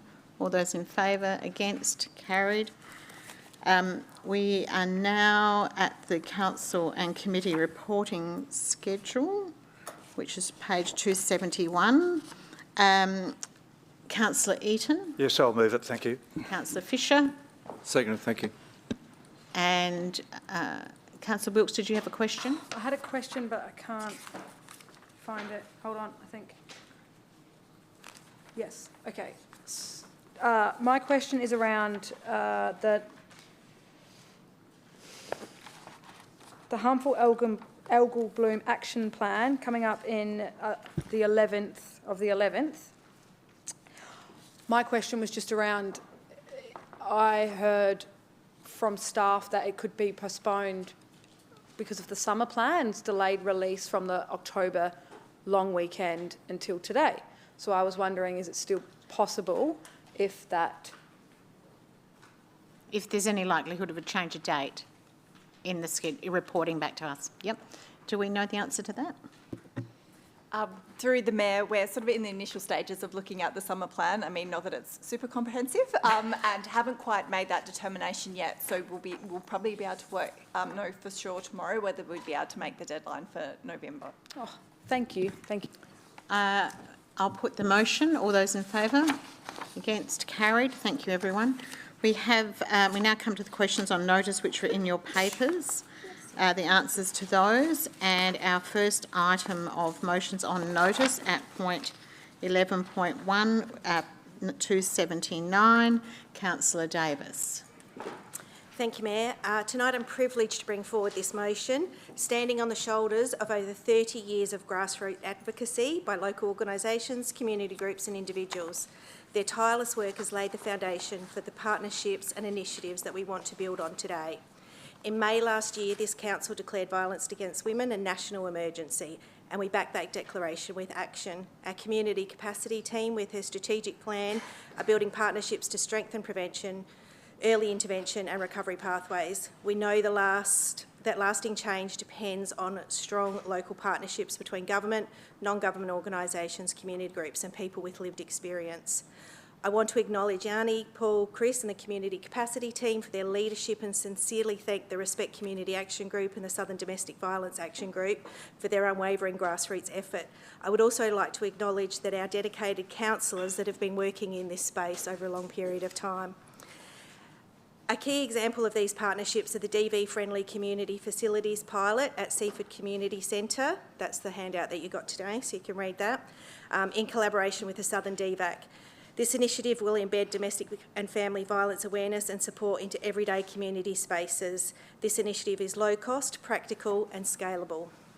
Through the 16 days of activism, Council has partnered with the Respect Community Action Group to deliver public art, community events and awareness initiatives, including collaborations with local sporting clubs and that change gender-based violence and promote respect. These are powerful examples of our city's strong commitment to partnership driving cultural change. This motion also recognised the significance of the Royal Commission into Domestic, Family and Sexual Violence and its 136 recommendations. Of particular relevance is Recommendation 127, which calls for a primary prevention saturation model in South Australia. This model embeds consistent prevention messages and support across all layers of community life. Through this motion, we are signalling our readiness to partner with the state government and community in shaping and potentially piloting this model here in the city of Onkaparinga. It is about continuing to lead with courage, build on decades of community leadership and ensuring we play an active role in creating safe communities for everyone. I want to make it clear this is about bringing community together and building the collaboration. As evidenced tonight, Council can play a role in bringing those grassroots together. I commend this motion to Council. Thank you. Councillor Themilotis.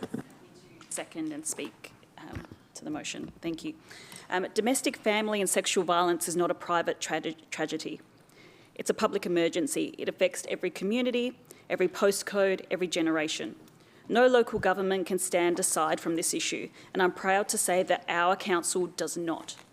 The Royal Commission's With Courage report gives us both a challenge and a chance to ensure that prevention is not left to chance, that recovery is not left to charity, and that accountability reaches every level of government.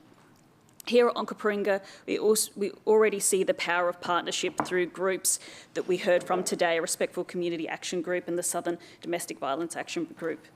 This motion builds on the foundation, ensures that we are ready and willing to play our part in the state's next steps, especially in developing a community-led prevention model that reaches every corner of our city.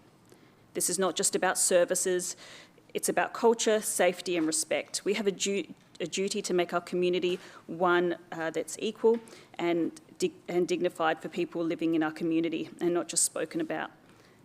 I commend Councillor Davis's motion and thank her for having the courage to bring this forward to our chamber. And I leave the chamber with this. Women can be so powerful when we support each other. No questions. Used to close debate. I'll put the motion. All those in favour?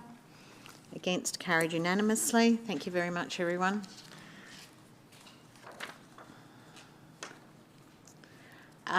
Item 11.2. Councillor Wilkes. Okay, this is moving very quickly. So, Sue, I have sent you an updated version, just taking out the council staff include the following additions to the scheduled November report. So it's on the Outlook. I emailed it to you. Sorry. It is exactly the same, except it's just asking for this report to come in November instead of getting rid of. Or I could leave it like that, actually, after what Ines said. We'll leave it like that. I'll leave it exactly like that. Yeah. Because then that gives... Just hang on a second. It says that's okay? Yep. Pardon? You don't need Sue to check for the email? No. I'll leave it like that. That's what's... yeah. So... Right. You can start with my 4 minutes. Sorry, Sue. That's all right. We'll go with what we've got. Okay. Off you go. The clarity I was trying to offer there is just a show of how fast-moving this harmful algal bloom is. More than happy for these inclusions to be included into the November report that is scheduled or come to in December if Council cannot fulfil these inclusions in that time. So, look, Chamber, my first point, how algal bloom events can be formally recognised and documented in Council's Climate Change Response Plan, that is formulated actually based on the City of Onkaparinga's submission to the Joint Committee. In our joint committee that we approved tonight, we've actually stated in there that experts say that the HAB is not an isolated event but a symptom of the broader climate crisis. Climate change is driving environmental instability, leading to more frequent and severe ecological events. We then state underpinning all actions must be an ongoing commitment to climate change mitigation and adaptation. So I thought if we could, in our next climate change response plan, as we've seen in this council, include the HAB. I thought that would be a great inclusion. Point 2 and 3 have also come out of that fabulous submission that we've put and endorsed tonight.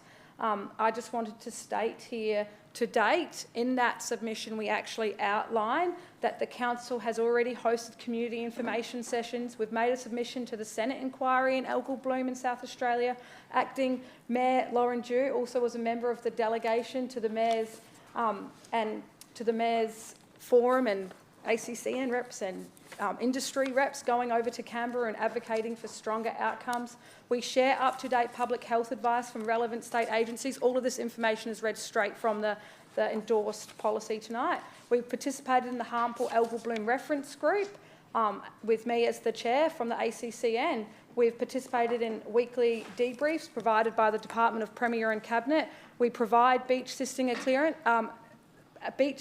cleaning assistance as well. So I added in that we could promote practical ways the community, including the state government, are engaging local residents and community groups. So I just thought that we already have an amazing database of community members on our Facebook. So if we see events that are happening in our community, we can promote them through our pages. I also thought that we could opportunities for council to support the coastal businesses during the summer season through enhanced promotional activity. Again, just using the resources that we have to help out those businesses that are on the foreshore and struggling.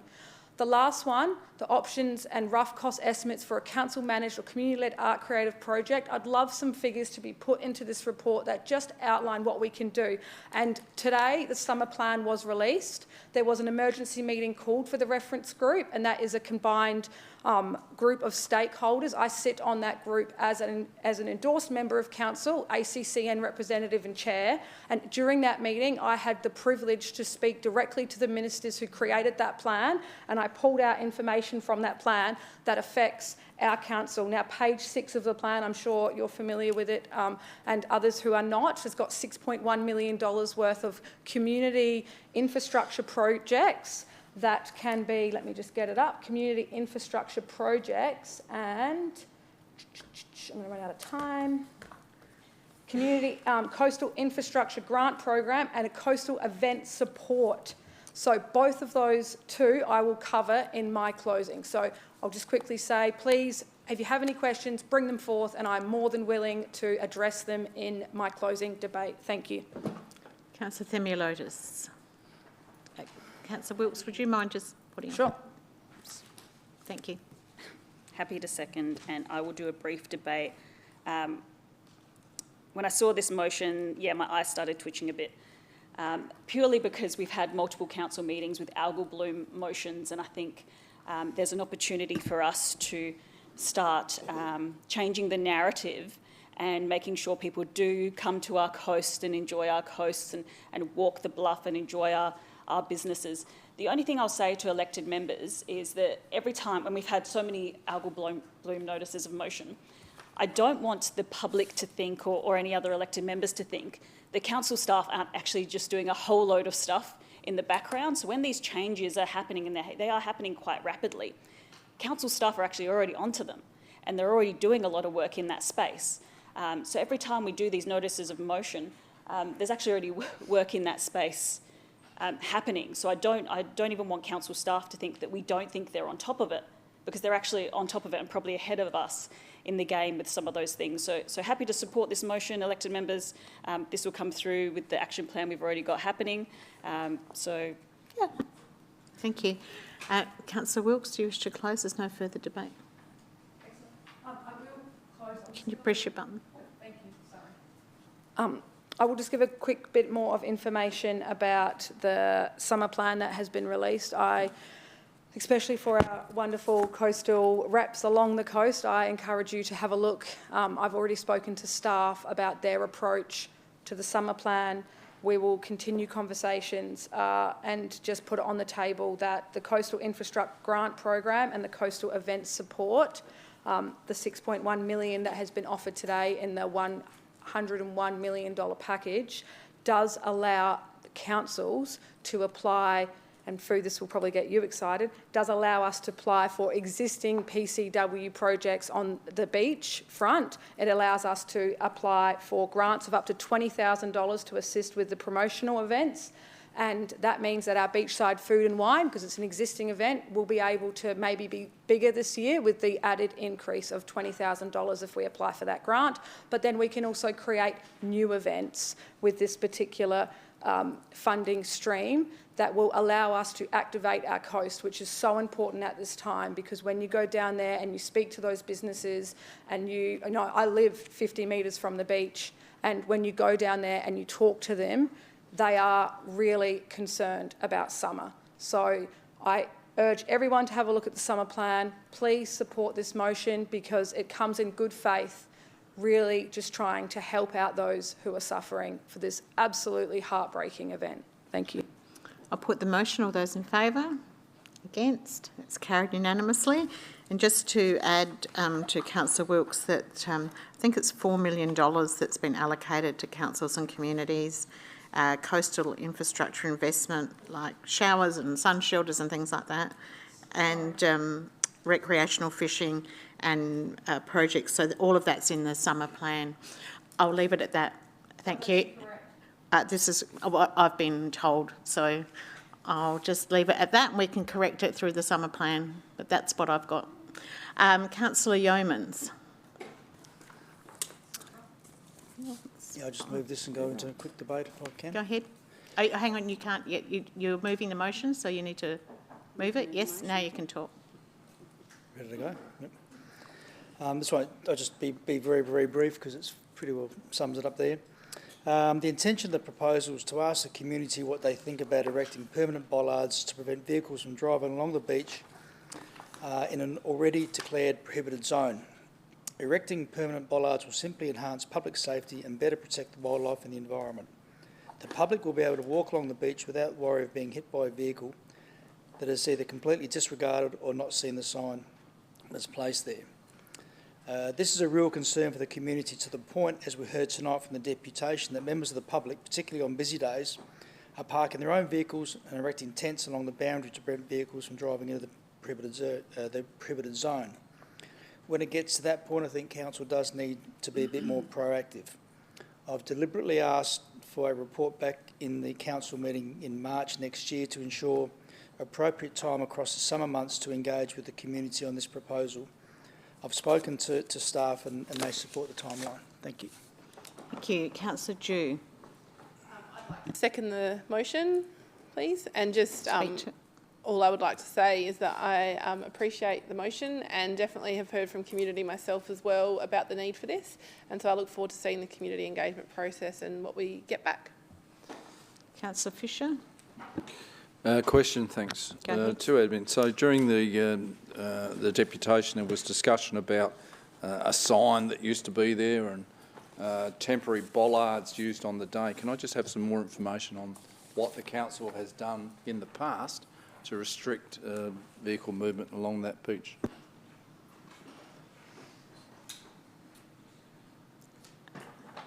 You're also entitled to take on notice if you don't have that information. I think I can answer most things. Okay, thank you.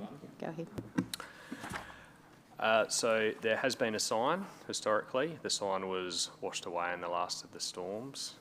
We have since printed a new sign. It's in our shed at the Field Operations Centre. We're just waiting on some heavy-duty posts to be able to reinstall that and an appropriate window where we can get on the beach. And the bollards? The bollards? About council putting temporary bollards or something. I'm not aware of that.